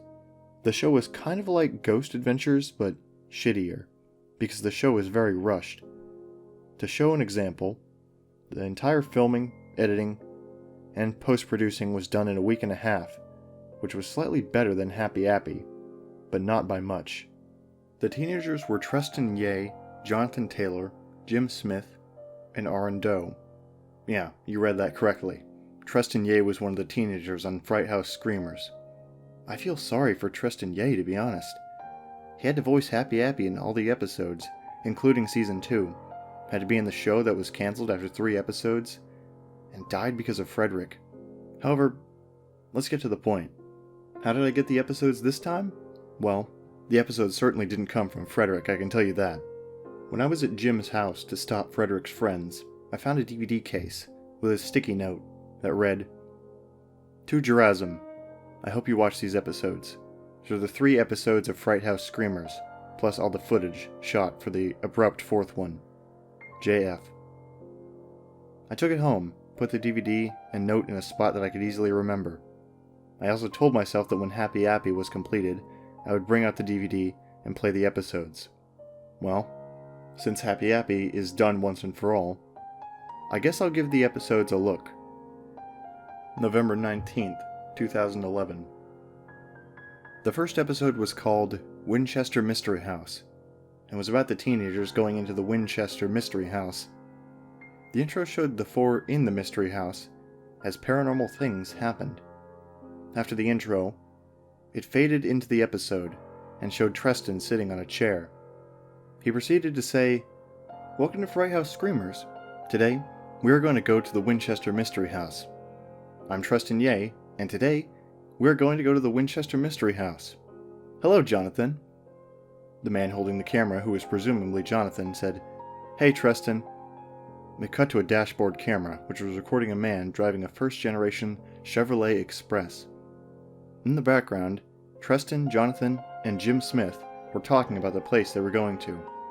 The driver said, "Hello, I'm Aaron Doe, and I'm the oldest in the group." It cut to the van in a parking lot near the Mystery House, and the Fright House Screamers getting out. We see a cameraman follow them as they enter the Mystery House. When they got inside, Jim is seen talking to a woman about the lockdown. She said, "Are you sure you want to spend a night at this house?" In response, Jim said, "Of course. I don't want to be rude, but why are you questioning us about this?" The woman argued, "Well, the activity here is higher than what it is normally. I've seen broken dishes on the floor, scratched doors, and faint whispers, even if there's no one in the building." Jim said, "Thanks for those warnings. We'll record what evidence we can find." After this, the show went to commercial break. And after that, the woman locked the screamers in the house. It cut to the camera held by Treston. He was walking in a hallway with an infrared camera when he saw a blob in one of the rooms. The blob was human-shaped, had a heat signature, and was moving. Treston got excited, ran to the door, and quickly opened it. However, there was nothing there. It goes to Jonathan's camera, where he was doing an EVP session in a room. For your benefit, I'm going to transcribe the sessions in every episode. Here's the session's transcription. "This is Jonathan Taylor, and we are doing an EVP session at the Winchester Mystery House. Are there any ghosts in this room?" We hear no response from any ghost. It cuts to 20 minutes in the session. "We are about to leave this room. Is there anything you would like to say before we leave?" The door that leads out of the room slams shut. You can barely hear a spirit whisper something. "Don't. Please." Okay, now I'm creeped out. It goes to commercials, and after the break, it shows Jim's camera. He brings out a Winchester rifle and says, "Are there any ghosts in here? If so, does this weapon right here make you guys angry?" However, no response is heard. He sets his camera near the Winchester rifle and leaves the room. 5 hours later, he comes back into the room and notices the Winchester rifle was violently thrown against a wall. He takes the Winchester and camera and leaves the room. You might have noticed that I haven't mentioned Aaron at all. This is because he was in the van getting results from the other 3. At the end of this episode, they looked at the footage of the camera near the Winchester. They saw the Winchester being levitated and it being thrown at a wall. Finally, the 4 thank the woman, and the credits roll. November 20, 2011. The next episode was called Myrtle's Plantation. It had the same intro as before, but with a few clips from this episode. It began with Arn driving the express on a highway somewhere in Louisiana, while he says, "Today, on Fright House Screamers, we're going to go to the Myrtle's Plantation, a haunted plantation in St. Francisville, Louisiana." It cut to the express going into the parking lot, and the 4 teenagers enter the lobby. They talk to a man who just finished a tour with a family, and gave them a tour around the plantation. After the tour, Tristan said, "I have to say this, but has the plantation experienced any rise in paranormal activity?" And the man said, "Yes, yesterday I was setting a bed, when I got a scratch on my arm." He lifted his sleeve up, and there was a faint scratch mark on his arm. He continued, "I knew I didn't scratch myself on anything in the room." Tristan said, "That's odd. I think we're ready to be locked in the plantation." And it cut to commercials. When it got back into the show, the man locked the plantation down, and Tristan did an EVP session at the stairs. "This is Tristan Ye, along with Jonathan Taylor. We are doing an EVP session at the Myrtles plantation. Is anybody there?" A whisper is heard, which is replayed. "Yes." "If anyone is here, tell me your name." Another whisper is heard, and replayed. "I'm William." "If you're the spirit of William Winter, walk up the stairs." The infrared camera of Jonathan's captures a human-shaped blob crawling up the stairs. Jonathan follows the blob, but the blob stops at the 17th step. "Tristan, I just captured something walking up the stairs." "Jonathan, I think William might be in the house with us." Yet another whisper is heard and repeated. "I am. Why don't you think so?" It skips by 20 minutes. "We're leaving now. William, if there are any last words you'd like to say before we leave, talk." "Watch out." All of a sudden, a door slams near the stairs. Tristan says, "Jonathan, did you see that?" Jonathan replies, "I think there might be more than one spirit in this room. I mean, William couldn't be this angry. Well, can he?" After this, Jonathan walks off, presumably to another part of the house. Commercials start playing, and it goes back to the show. Jonathan sets a camera up on a table and lets it play.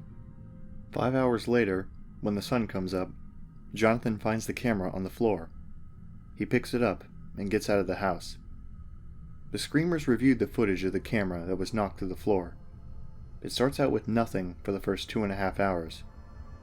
A cold spot appears near the camera, and the camera gets pushed off the table and falls to the floor, where it sits for the rest of the footage. Tristan says, "I have a question. Why do you think there's more activity than usual when we film here?" And Aaron says, "I don't know. I hope there's an explanation for this." After Aaron says his line, the credits roll. November 21st, 2011. The third and last aired episode was called The Lizzie Borden House. It started with Aaron driving the van on a Massachusetts highway, and said in an ill voice, "Today, on Fry House Screamers, we're going to the Lizzie Borden house." He proceeds to tell the story of Lizzie Borden. After this, the van pulls up into the parking lot, and the Screamers enter the house. They talk to a man who works at the house, and he proceeds to give the Screamers a tour. After the tour, Tristan blandly said, "Has there been any paranormal activity here?" The man says, "Yes. Last night, when I was closing the house down, I heard someone whisper, 'You are never alone,' in my ear. I ran out of the house as fast as I could. I'm not a very brave guy, honest." Jim replied with, "Well, since we're all here, go ahead and lock us down in the house." And it cut to commercials. After the commercial break, the man locked the house down. The four were placed around different rooms in the house. Tristan was stationed in the Lizzie Borden room, Jonathan was in the Emma Borden room, Jim in the Andrew Borden room, and Aaron was in the Express, as always. It first cut to Tristan. Tristan just stayed in his room, and had cameras set up at points in his room that would record both normal and infrared footage. Tristan said, "Is there anyone here?" and a closet door slammed shut. Tristan took one of the infrared cameras and looked around the room.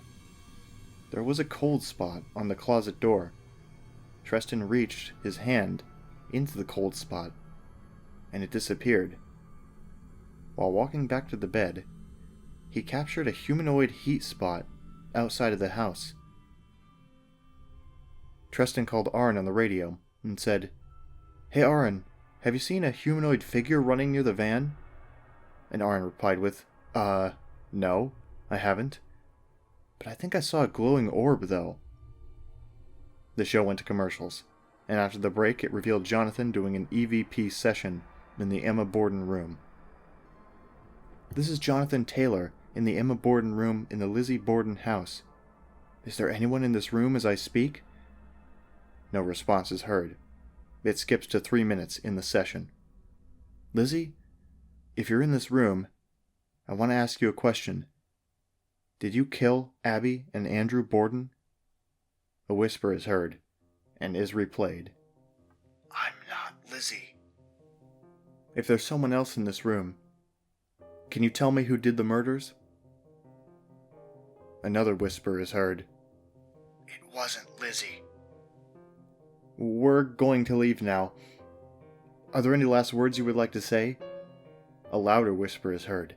"It wasn't Lizzie." One of the lamps gets thrown at Jonathan. Even though it was a lockdown, Jonathan just runs out of the room, down the stairs, out the door, and into the van, where Tristan and Aaron are. Tristan says, "What's wrong?" Jonathan says, "While I was doing an EVP, a lamp threw itself at me." And Tristan says, "Wow, that's pretty bad. Any second now Jim should be here." And we see Jim run out of the house and into the van. Jim said, "I was scratched by a spirit." He lifted his sleeve up, and on his arm, you could see a newly formed scratch. After that, it cuts to when the sun rises. Jonathan gets all the cameras and looks at the footage taken in the room Tristan was in. Nothing unusual happens, until the second the camera was turned off. A warm, humanoid spot could be seen in the corner. Until the credits, the four argue why the paranormal things are happening. November 22nd, 2011. The uncompleted episode would have been The Asylum. It starts out like normal. The Screamers are going to an insane asylum. The man there tells them an unusual paranormal experience he had recently, and they get locked in. Most of the lockdown footage is complete, except for a few missing minutes. Tristan Ye is walking along a balcony with an infrared camera when he spots the same humanoid figure from the Lizzie Borden episode climbing a tree. He calls Aaron and says, "Aaron, that humanoid figure is here again. I wonder what he wants from us." Suddenly a male scream is heard, as well as laughter from a different man. Tristan calls Jonathan and says, "Jonathan, did you hear that scream?" However, there's no response. Tristan starts panicking and says, "Jonathan? Jonathan!" Tristan calls Aaron and says, "Aaron, Jonathan is not responding on the radio." Aaron says, "This isn't good. You need to find Jim and get out of here." Tristan says, "Okay, I'll find him." He runs down a hallway, saying, "Jim? Where are you? Jim?" And Jim came from another hallway and rams into Tristan. After Tristan stumbles to the floor, Jim says, "Tristan, I found Jonathan. He's dead." And Tristan says, "What?" And Jim says, "I found him hanging from a hole on the 5th floor." Tristan got up, dusted himself off, and says, "We need to find his body." Jim warns, "No, it's too dangerous. Someone or something is stalking us, and whatever it is, I think it killed Jonathan." Tristan exclaims, "We need to get out of this place now." They run all the way to the door, but it is shut. Jim swears, gets a chair, and rams at the door, breaking one of the hinges. They run to the van, and Aaron asks, "What happened to Jonathan?" Jim says, "He's dead. Someone or something is stalking us." Aaron gets a phone and calls the police. While he's doing this, Tristan locks the door and gets an infrared camera out. Right before the police arrive, Tristan focuses the camera on a figure that was standing on the balcony. The figure was tall, lanky, and seemed to be looking straight at Tristan Ye and laughing. Eventually the police arrive, and they talk to Jim about Jonathan. Jim Smith, where were you when you found Jonathan's body? Well, I was walking down a corridor because I saw a cold spot move down it, and I saw something hanging from a hole in the ceiling. I got closer to the hole and the thing turned out to be Jonathan's body. What was the body like? There were some maggots crawling on his body. His neck was cut with a knife, and he had claw marks on his chest. And the surviving footage ends. You know, I think I have a reason Fright House Screamers ended like that. You see, Tristan left Happy Appy to work on Fright House Screamers, but Frederick thought otherwise, and wanted him to keep working on Happy Appy. To do this, he had to kill Jonathan to end the show, so he could force Tristan back into Happy Appy. I'm honestly glad Frederick's dead now.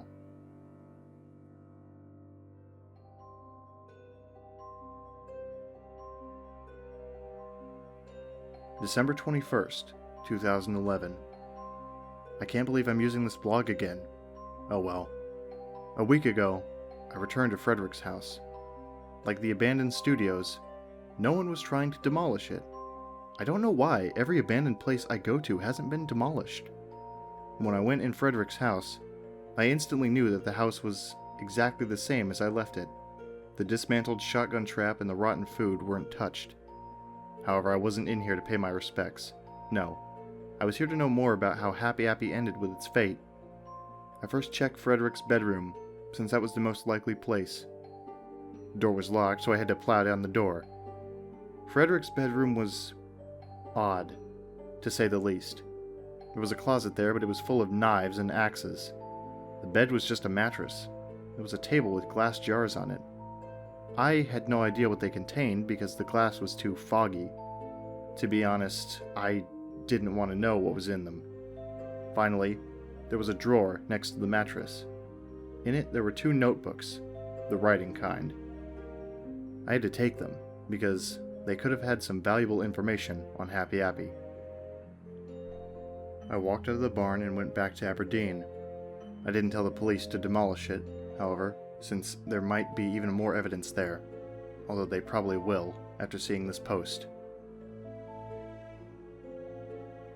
February 12th, 1999. Today, I was in a discussion with Nickelodeon managers. They wanted a new show to air in their program, and I was asked to come up with an idea.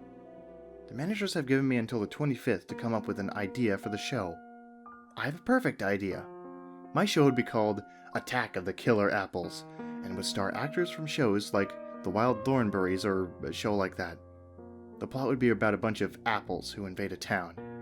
Most of the citizens would fight the apples using various Rube Goldberg machines. The show would be all animated except for the apples, which will be claymation. February 25th, 1999. The show's been disapproved. Most of the people in the meeting room disapproved of the idea. On the good side, some people liked it and thought it would be a hilarious show. But I might have another chance. A man named Keith Blue is working on a second batch of claymation commercials for the recently released preschool channel, Noggin. The first wave of commercials, released on the 4th of February, is very popular with children. I could probably rework Attack of the Killer Apples into a show for Noggin, using the claymation skills of Keith. I'll work on a name and plot tomorrow. February 26, 1999. I've got it! It only took me a while, but now I have a name and plot for the reworked version of Attack of the Killer Apples. The show will be called Happy Appy, and would center on an apple with arms and legs based on my designs from killer apples who would go around and help children. Since the show is going to be on the 3-week-old Noggin, and Keith Blue is working on the claymation, the show will probably be a big hit. That is, if Nickelodeon managers approve of it. Thanks to an injured ankle, however, I'm not going back to work until the 1st of March. At least this gives us some time to finish our production reel for the managers. March 1st, 1999. Today I got into another meeting with Nickelodeon managers. Keith and I told them about how our show is basically a reworked version of Attack of the Killer Apples. I also told them that the claymation would be done by Keith, and showed them the production reel done by us too. They thought about it, and eventually approved of the idea. They said that it would take them a while to fit the show into their schedule, As long as Happy Appy gets released on Nickelodeon, I am perfectly fine with that. March 11th, 1999. I was in a third meeting with Nickelodeon managers today. They discussed with me about the show, where it could be filmed, and the deadline for the first season's episodes. Nickelodeon had an unused studio that we could use for the show. I'm pretty sure it was once used for an old game show called Double Dare. About the deadline, the final deadline for the first 2 minisodes of Happy Appy would be April 17th, and the show would begin airing on the 26th, and would air another every Monday after that. They also said that on the 23rd we would start filming the first 2 minisodes. So basically we've got 12 days to prepare for the filming, and another 25 days to film the first 2 minisodes. That's a lot of time for 2 10-minute long episodes. So we'll probably be done by the 4th. March 21st, 1999. Today, 2 of the people who will be going to work on the show, Kevin Christensen and Tristan Drews, showed me what the puppet would look like. It was surprisingly almost spot on to what I wanted it to be. The puppet was blue eyes, big green lips, a stem with a leaf, and red arms and hands. I did notice one inaccuracy, however. The puppet's stick was rusted and bent. It looks like I will have to fix the puppet when we get the chance. March 23rd, 1999. It was the first day of filming today, and I really don't want to go into details about what happened. Basically, my split personality got the best of me and told me to do something vile. It told me to get Tristan Yeh and drag him in by a rope. Unfortunately, I did just that, and I was yelled at by Kevin Christensen. In a flash, my sanity improved, and I let him go. Next, we did 3 filming tests, which were Happy in his van, Tristan doing some of his lines, and Happy helping a kid. And so we began filming the first minisode, Happy's Vacation. The first thing we filmed was what the intro would look like. We decided to just have Happy dance around a sky blue backdrop. Once we got that done, the first scene of the minisode we filmed was Happy driving his van. The radio, which would normally play the theme song, played a personal song that I made. However, when we were almost done with the scene, Kevin stomped his foot on the ground and screamed about what I had done to Tristan. After an argument, he forgave me, and we continued on with the filming. Today, we got about half the footage done for the first half of the episode. I'm working on some more episodes as I'm writing this. How do these ideas sound? Hurt Happy. The second half of the episode that's plot is being worked on. Basically, Happy gets hurt and the children team up and heal him. It's a very sweet episode in my opinion. Happy Appy and the monkey bar injury. The next episode's first half. A kid gets hurt on the monkey bars and Happy heals him. I think the title's too long, to be honest. Maybe it should just be named The Monkey Bar Injury? Happy goes to school. The next episode's second half. Happy goes to a school and heals kids in progress. When I was leaving work today, I heard rumors that Nickelodeon is doing a sponsorship with the Olympics that come out next year, and how this show was selected for the sponsorship. April 1st, 1999. This injury isn't an April Fool's joke, but the employees decided to play one on Noggin. During an episode of Blue's Clues, we aired a fake news flash. We said that Blue's Clues had been cancelled and the last episode made would be aired on the 26th. After a few minutes of Steve sadly talking to the camera, we said, "By the way, April Fools, Blue's Clues isn't cancelled." And the broadcast ended. To be honest, what was the point of that? Anyways, we finished filming on Happy's Vacation, and we are just starting on Hurt Happy. We expect the episode done on the 15th after all edits are finished. April 11th, 1999. My split personality got the better of me again, and that almost showed on Hurt Happy. I created a scene where Happy's stick breaks, and it was intended to have Happy just say, "Oh no, I hurt my stick," or something to that degree. I had poor Tristan stand in the recording booth and yell in writhing pain for almost 10 minutes, which hurt his throat, causing him to have to take a break. The scene was created entirely, but Kevin told me off and made me cut it out of the product. April 15th, 1999. Today we sent the finished product to Nickelodeon. Since we're done with the first and second episodes, we're starting on Monkey Bar Mishap and Happy Goes to School. It turns out I was right about the Olympics thing.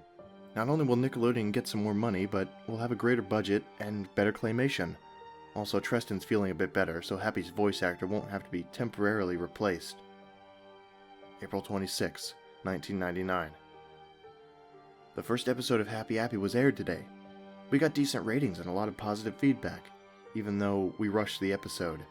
How coincidental, because we just finished the episode we were working on.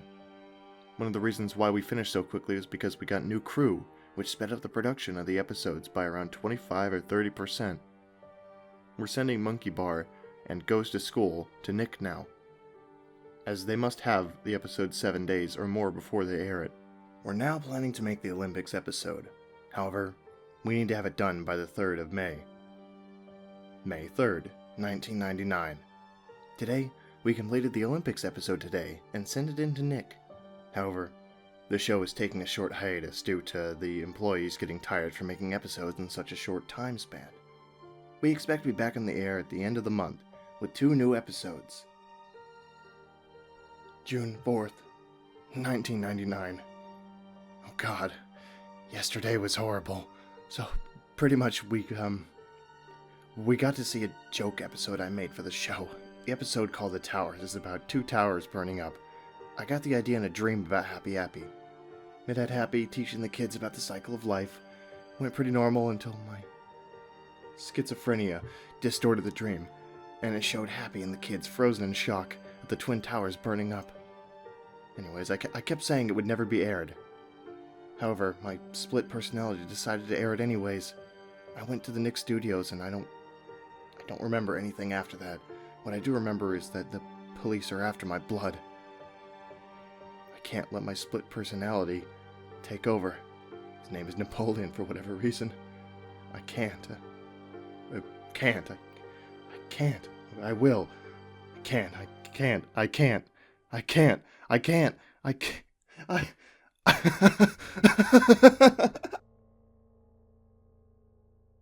June 5th, 2000. Haha!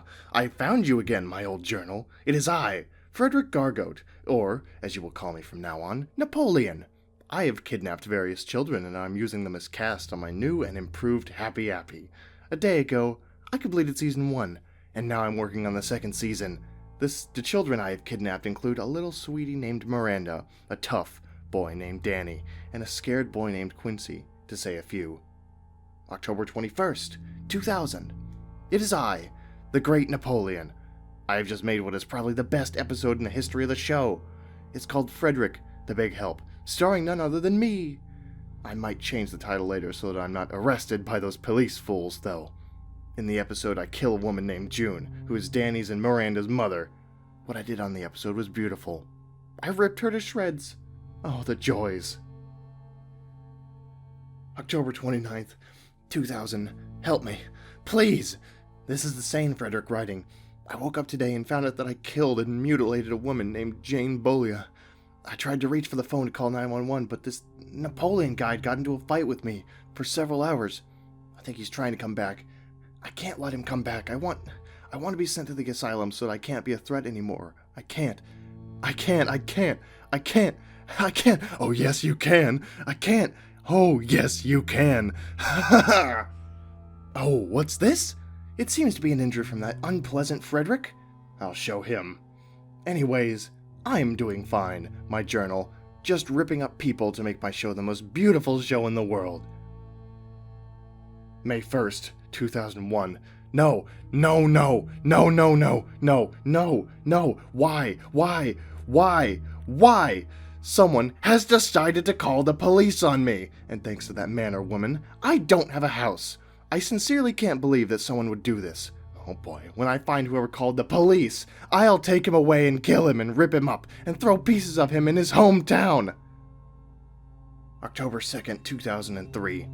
It's sane Frederick again. I'm glad I was able to calm down and become mentally stable for once. Well, this is sad. Not only are the police after me, but I have to go in a different identity.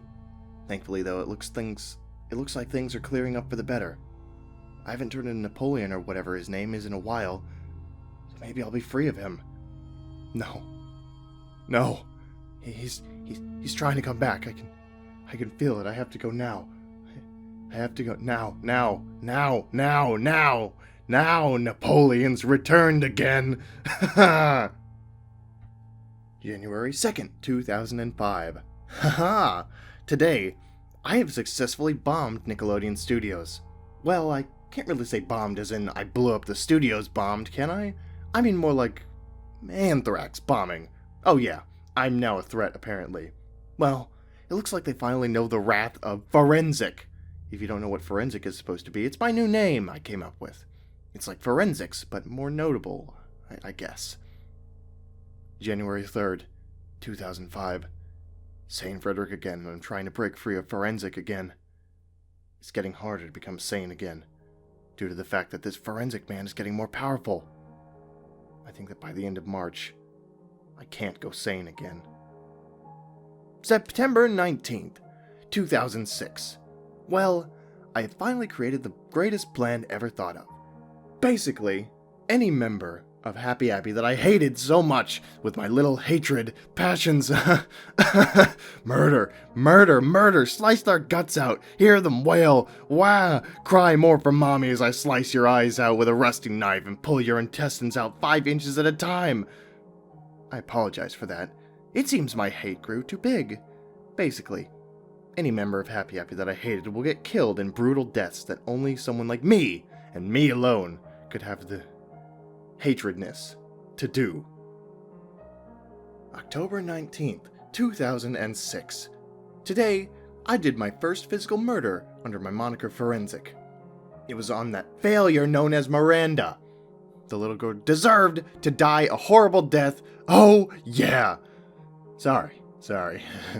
Anyways, she didn't even know I was coming. It was incredibly easy to find her because she was still living in Ulma, for crying out loud.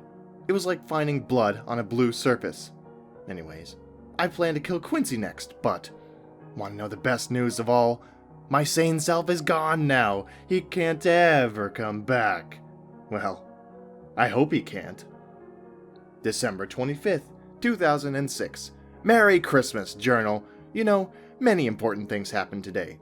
Jesus was born, Christmas Island was found, and yes, something related to me did happen. I did another murder today. Hooray! Guess who it is? That's right. I killed Quincy. It was hard to kill him, though. He boarded up his windows, chimney, doors, and even the vents. But somehow, I did manage to kill him. I need to kill more. More! Now! I'm coming to take them away to hell. June 3rd, 2007. Today, I have finished my costume to wear when I kill people. The previous one had restricted my movements, but this one should make me move freely. It's less clothing than the first one, yet still hides my body. I've also made a gas mask for me to wear. It has Happy Appy's smile on it, and some red eyes. Now I'm ready to kill everybody who worked for that show, without having to worry about my identity being revealed. February 27th, 2011. Guess who I killed today? It was Kevin Christensen, leaving only a few crew of that more inferior version alive. He was near his car, trying to enter his horrible house when I stabbed him to his death. Even though he's dead, there's still a huge problem. A problem that threatens my very life. His neighbor, Gerasim Yakovlev, has found out about that show. I showed him my new victim by holding up his bloodied arm. He looked back and shut the door. Oh well. At least, he looks easy to kill. Or is he? I wonder. June 11th, 2011. Dear Journal, I did something you'd like a lot. Remember that Gerasim Yakovlev guy or whatever his last name is? It was Yakovlev, Forensic. Think! Well, I did something to his house. No, I didn't vandalize it or steal something. Let's just say I got a little too handy with a lighter. That's right! I burned down his house and ruined all of his stuff. Let's see if he'll talk about the show anymore after this. July 14th, 2011.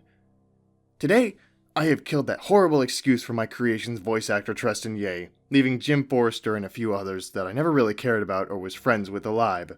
I slashed him to death with my knives, ripping open his chest in the process, and exposing his various body parts. Now I'm planning to bring his body to my hideout in John Wilkinson's summer camp. On another note, I'm getting very suspicious of Gerasim. Could he be extremely hard to kill? I hope not, because I would love to kill him and slice him up and display him on my wall for my followers to see, and we will show the police of Aberdeen what his body looks like and send his body parts to them police. And we'll go after his little brother and kill him too. July 26, 2011. Today, I sent one of my helpers to the abandoned studios that the inferior, shall I say, show was produced. He's going to burn it down so that Gerazim can never get anything there. Well, I hope. August 22nd, 2011. I tried to post a post on Gerazim's blog today. I used a keylogger to get his password and info. After that, I started making a post, but as I was at the best part, disposing of his body, which would have probably ended up making the post 1 trillion times longer, it disconnected me. How sad. Because I really wanted to finish my post and show him that I really want to make him suffer a slow and painful death. September 6, 2011. I tried to kill Gerazim today again. This time, I sent my follower Nathan Jakeman to trick him into thinking that a Happy Appy employee wanted to meet him. However, even though he saw his car, he didn't see him. Maybe Gerazim didn't come, or at the most, he did come but Nathan didn't see him. September 12th, 2011. Damn it! Okay, let me say that I failed to kill Gerazim again. I need to come up with new plans. Now that I got that out of the way, I sent one of my followers, Willie Bats, to get Gerazim to go to old Johnny's abandoned summer camp. If you don't know what happened to it, he basically found that murder was so natural and went on a killing spree. Once there, Jera would see the bodies of 3 employees I specifically hated, if you will, and Willie would kill him. Well, it all went wrong. Not only did Gerazim know that he was going to kill him, but he chopped off his arm in return and burned down the shack with the bodies. Like I just said, I need to come up with a better plan than just killing him outright. Mental scarring, perhaps? December 23rd, 2011. And that's all the forensic journals. I have some questions about these entries, to be honest. First off, it's very ironic to see Frederick say that he was content with the show airing on Nickelodeon. Also, why the hell is Frederick obsessed with Napoleon and his songs? However, I am glad to see that they recovered 2 missing Doctor Who episodes during the time that I was gone.